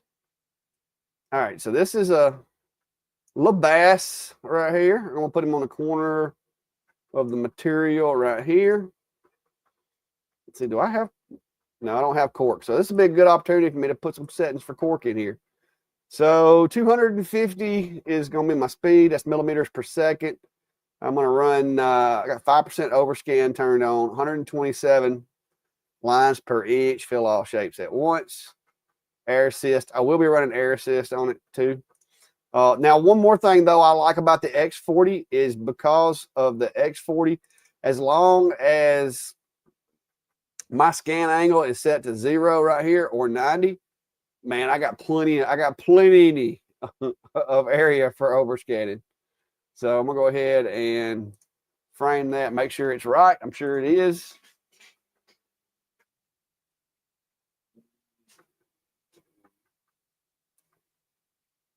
What you but you didn't say nothing.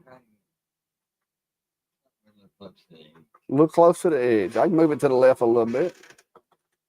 All right, how about right there? Good to go.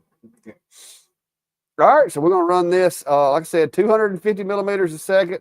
I got it set to 100% output, 127 on the power with 5% overscan. So here we go.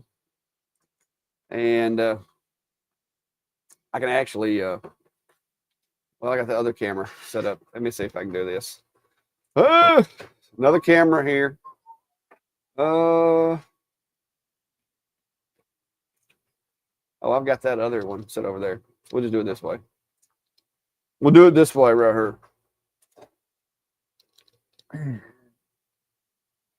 There we go.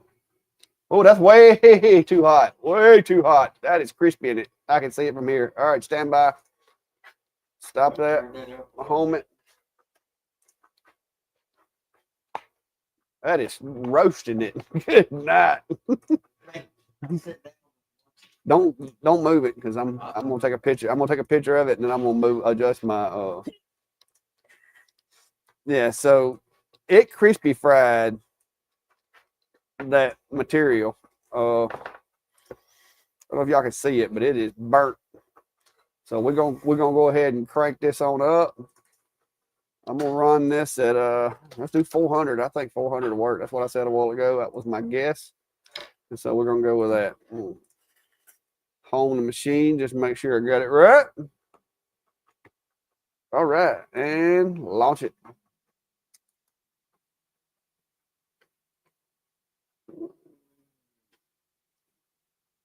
Oh, yeah, it's getting a little more swang to it now. Yeah, it was.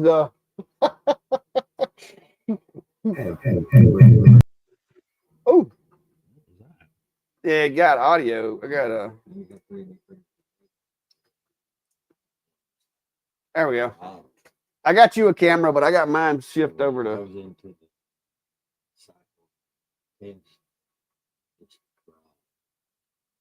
The K1, one of them new K1s. Mm.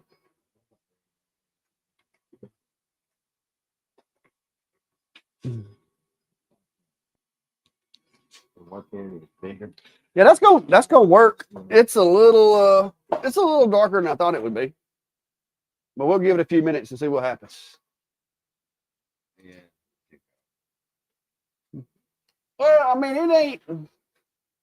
It's hard to say because I'm gonna tell you, the cork is kind of like them white tumblers. It looks like it's burnt up until you hit it with a little air, or you hit it with a lint roller, which I don't know what I do with my lint rollers. Where are my lint rollers at? What I do with them things? I brought a bunch of them in the other day.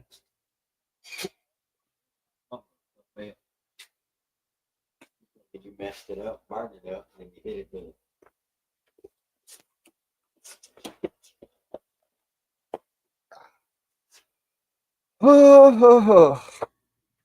Not sure what I did with them. I brought them in here when I brought them hats in. I use some painter's tape. It'll be all right. All right. So we got any more questions? Well, here's one while that's running. You explain the frequency and Q pulse, specifically on the Omni 1, I believe is what that says. You got it. Dude, look at this, a pro on it. I just got mine the other day. It's the same as the MOPAs and everything. Well, I haven't had a MOPA either. Oh, crap. All right. So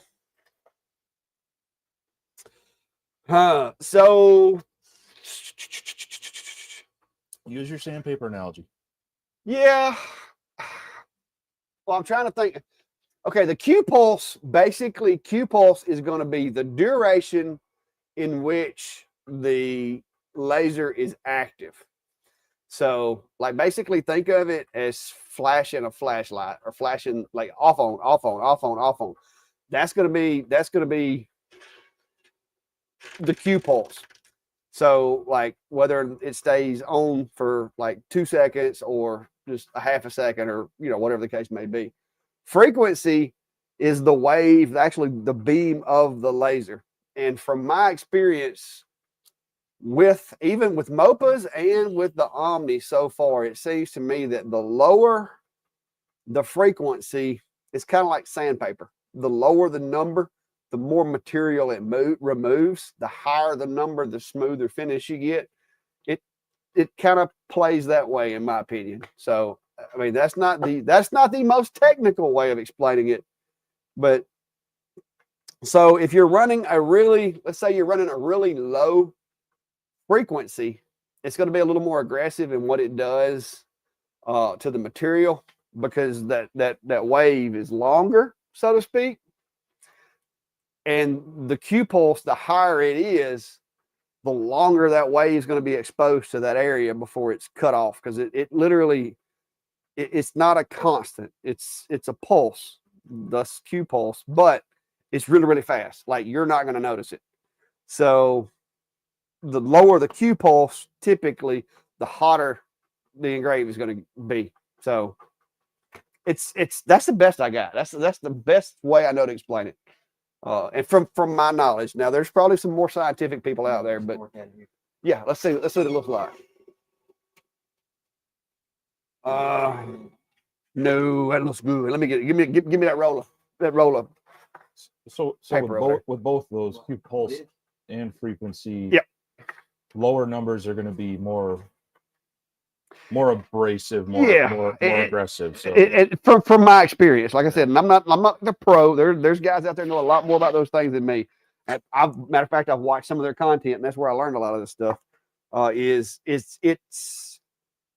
It changes the way that the laser interacts with material. Like I said, typically speaking, from my experience, the lower the numbers, like if you got a really low Q pulse and a really low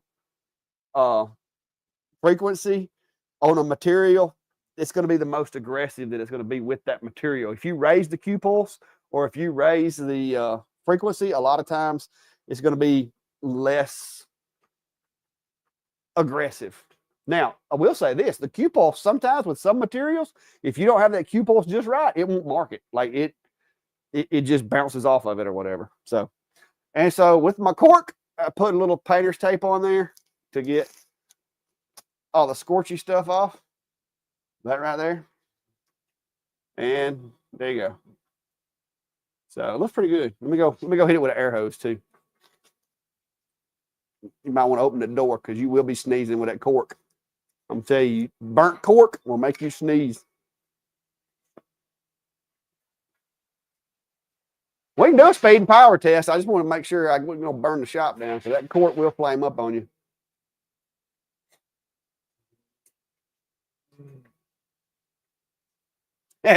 Burn car print said that Steve on a stick looks really real. I agree. So what do you think, Klein?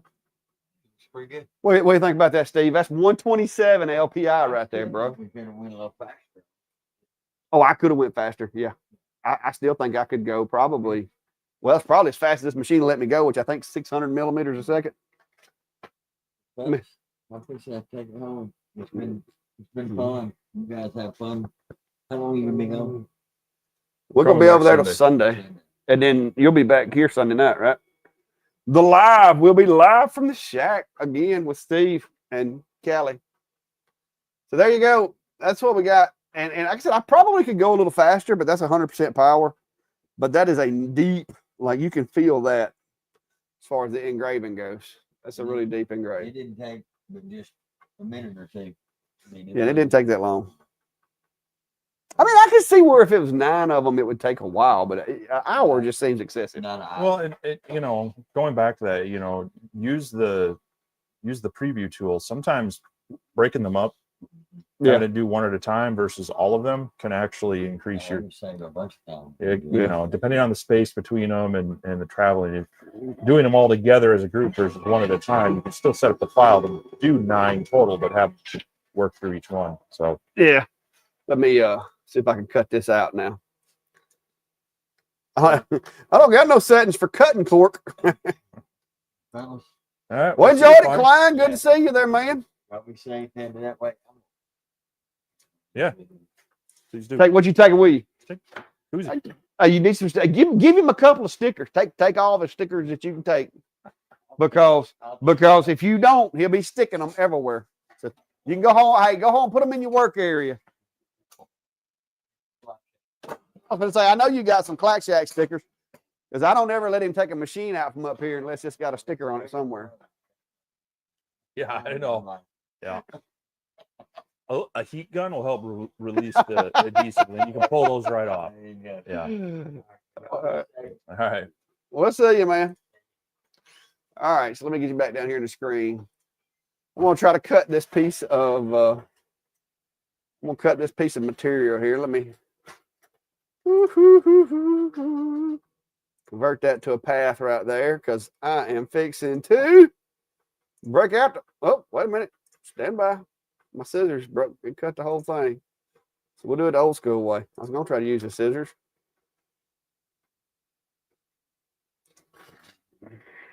All right, so we finna cut that piece of there off if we can. See if that's gonna be enough speed and power. Woohoo! Oh, it's gonna stink. It's gonna stink. I see smoke underneath. That's a good sign. Yeah. Well, I set it to 2 passes just to be sure. I need to clean that laser. That top grill's looking a little dusty.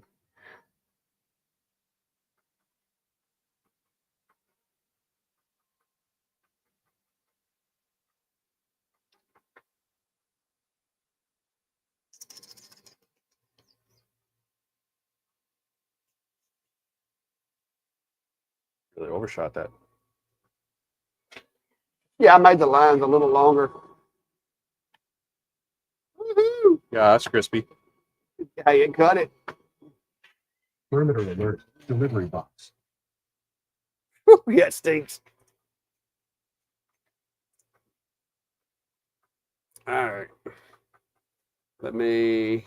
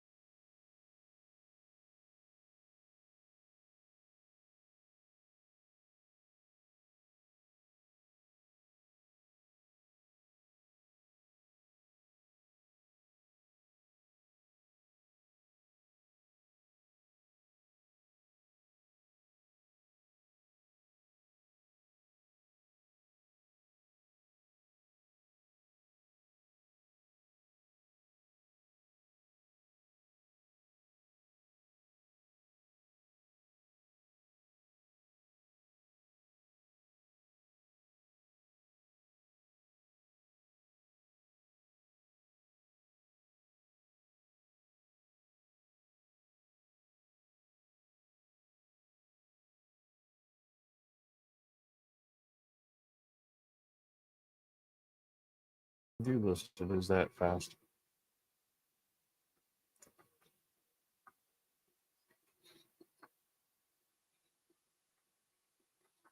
That's too much on the overscan. I shouldn't have went that high.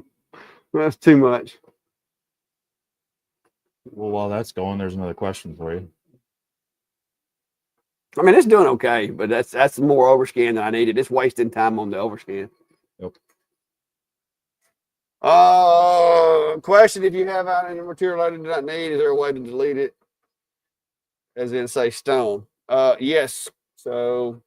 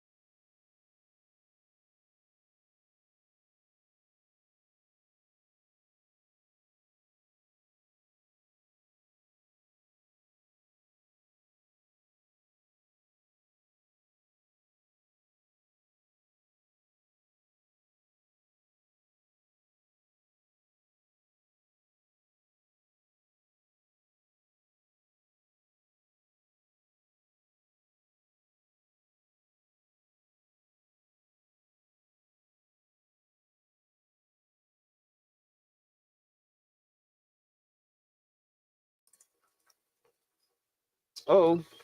Hmm. Why is it not showing the whole screen there? 1%. Sir? I was What? trying to do what? Yeah, remove the other presentation. You're presenting your light burn window. Yeah, but when I put it up there, let's see if it'll let me do it now. Yeah, there it goes. I don't know. What's the overscan you set for that? Yeah, way too much. It is swinging wide though, bro. This machine's acceleration is not the fastest on the market. The longer is faster. So is the Acemer, but I'm gonna tell you that Alpha, the acceleration on the Alpha is insane. It's doing pretty good right there on that little spot because of the swing. And I still think I could turn the LPI down a little bit on that 40 watt. I think I could get by with like, I'm gonna say probably about 100. I think I can still get by on cork. I'm fixing to experiment. All right, so let me take that overscan off. That was a little excessive. Go back to 5%. I'm gonna run the LPI down to 100 for this cork. Leave the speed and everything the same. I'll do another fish. Look how accurate that camera is. That's not bad. Look at that. I'm off a millimeter or two. Not bad. So I know that when I place this one's actually going to be a millimeter or two to the right there. So I'm going to put this little fish right there beside that guy. And go ahead and start that.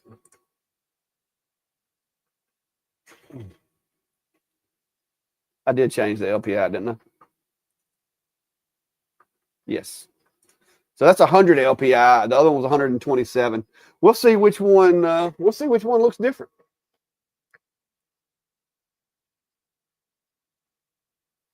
So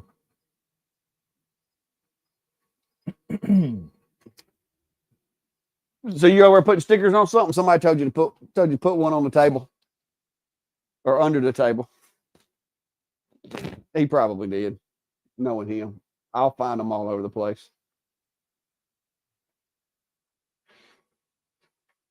Yeah, I think this 100's going to work good, to be honest with you.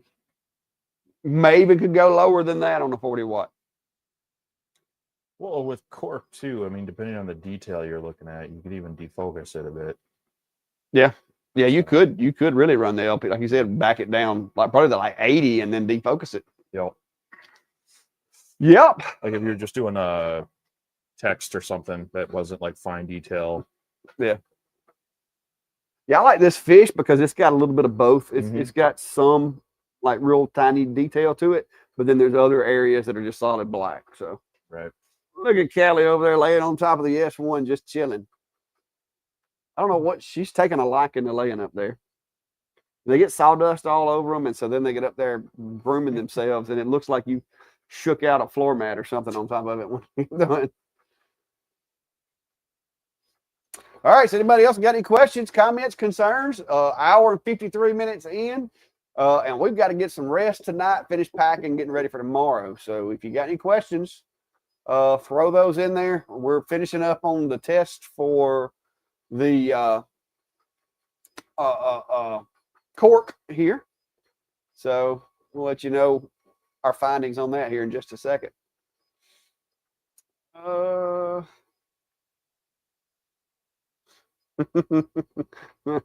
You see the comment about the Steve signal? I say we need to make a Steve signal. So let me go check this out. Oh, that stuff stinks.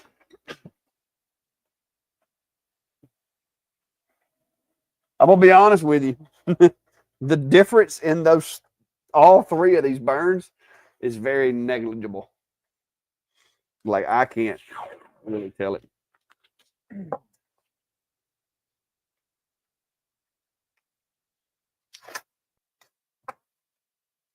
You know what's crazy is they don't realize you're actually standing right now. And oh, I am not standing. Don't let him lie to you.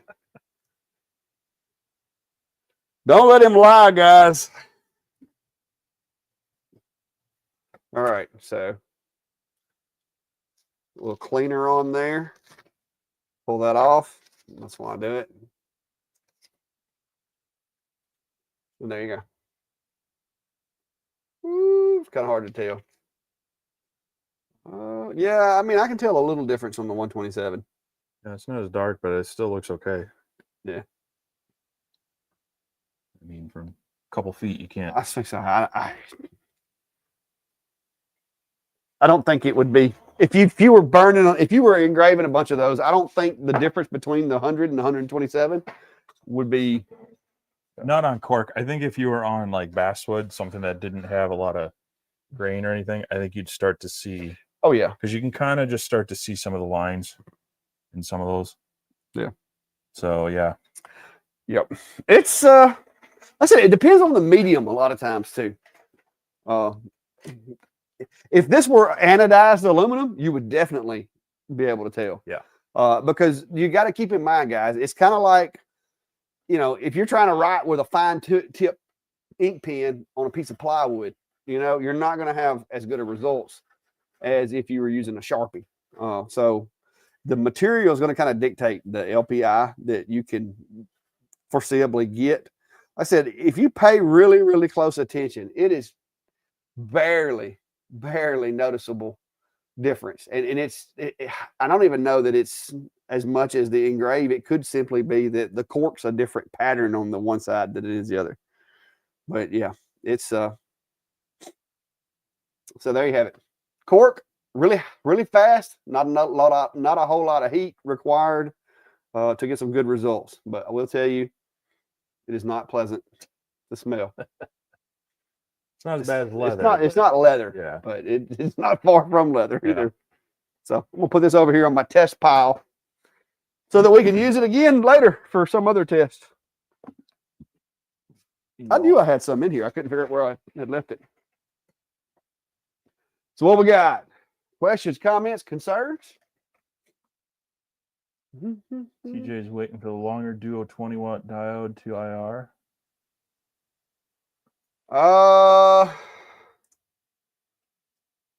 David, they will, but you're gonna have like if it says pictures, you're only going to be able to use that setting if it is an actual photograph. Like you're not going to be able to assign that to a SVG per se. It's going to have to be an image. So all those settings, if you got the CLB file and you imported it and they're showing up in your list of materials, you're good. Matter of fact, but they're not cut files for the Omni. It's literally a material library file. So it's not gonna. I said it is not like right here. Which I don't know why it's got a camera showing. On the Omni, but if you bring a shape into your workspace, you go over here on the Omni and you can't click here. You got to go all the way down till you get to the setting. And then you're going to hit assign. All right. If you go to one of these that says photo and click on it, it's not going to let you assign it because that's not a photo. But if let me see, import, go to downloads. Here's a photo. It's a really big photo. So if you bring that photo into the work area, all right, so now if it's a photo, now you can assign it. All right. On the same note, if it's not a photo, you can't assign it photo settings. It's not going to work. It's got to be a photo. So that's the reason. Is if you're trying to assign photo settings to something that's not a photo, it's not going to let you do it. So that's the whole thing. But when you download that file, all you've got to do is you just, like right now, like I can unload this material library. Yes. All right. So right now, like if this was a brand new in the box machine I had never used, see, it's got no library right here.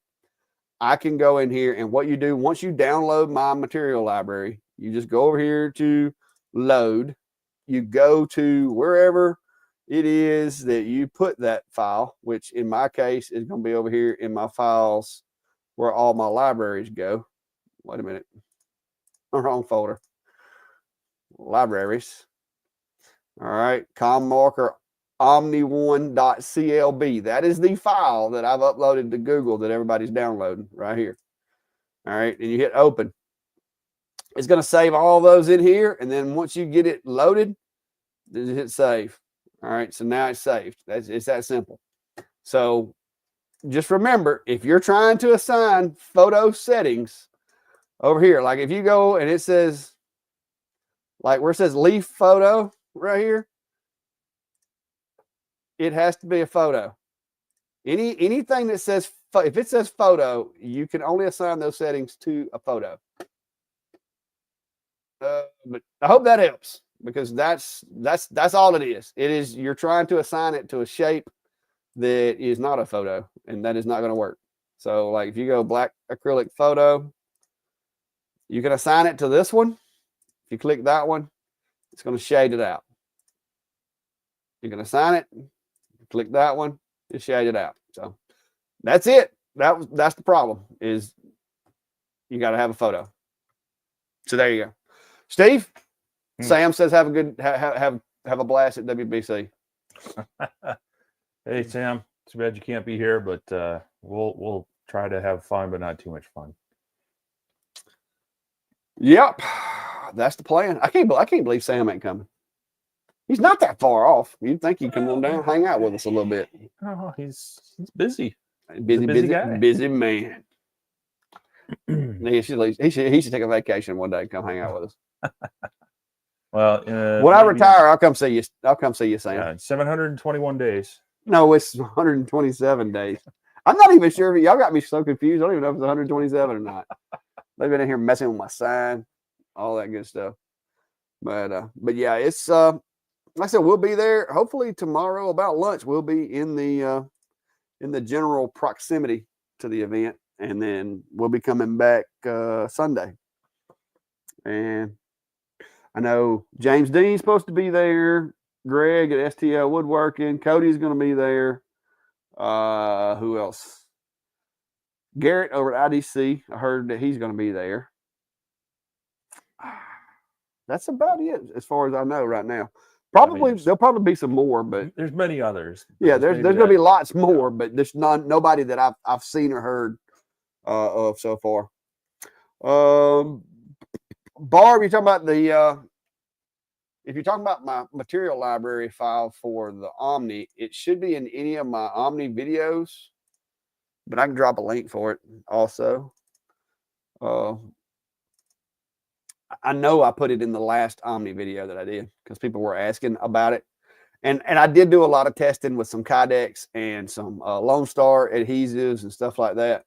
And so it's pretty handy, because even though your settings may be slightly different, and I will tell you, I always recommend for you to test the settings, make sure they work the way that you want them to work before using them on a project. If you fail to do that, it ain't my fault. You've been warned. Those are my settings, my preferences and your preferences, my material and your material. There may be differences. So please test the settings before you use them on a project. And keep in mind too, some of those settings aren't necessarily mine. They're the ones that ComMarker sent. And I have found a few of theirs didn't quite do what I wanted it to do. So I had to go back and tweak those. So like there's an orange setting for an orange, a fruit, like literally the fruit orange in there. I did not, that's not me. That was ComMarker. You didn't test it? I haven't tested it yet. I need to, but I haven't tested it to see if it was correct. I need to just like go grocery shopping and just like mark all my groceries and put settings in there for like bologna or bologna, however y'all say. How do y'all say it up there? How do you say bologna up there? I think we say don't eat this. Oh, y'all don't eat bologna up there? Well, I shouldn't say that. We do make spam up there, so. No, I don't. I don't do that many materials, to be honest with you. With the S1, I do tumblers and I do wood, and most of the time, all those settings that I do are in XCS because I run XCS with my S1. So I don't have a light burn settings file for the S1. Yeah. I just use it in XCS. I use a lot of their stock settings, and then if I do need to create one of my own, I save it in there. So Lance Rainey said bologna is a hot dog pancake. It's kind of Well, that's how they make it. They make a really giant hot dog and they just slice it. Oh my gosh. Oh, we gotta go get some liver sometime tomorrow. I don't know why you're saying we. Can't get in there. You can partake of whatever. But anyway, guys, like I said, appreciate you stopping by.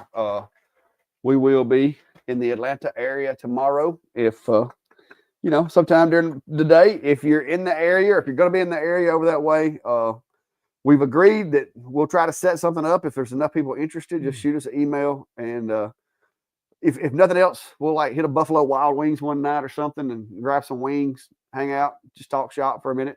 I've been there in a long time. I remember last time we were over there, I think they had a Buffalo Wild Wings. I think that was it's like literally right behind where the event's at. So, but yeah, we'd love to see you guys and all that good stuff, because it's not very often that the two of us are in the same vicinity. So, but anyway, y'all have a good one. Steve? We will see you all Sunday, hopefully with lots of fun stories. Yeah, and some cool pictures. And we will be having Steve on a backpack. So I can't wait. So we'll see you guys.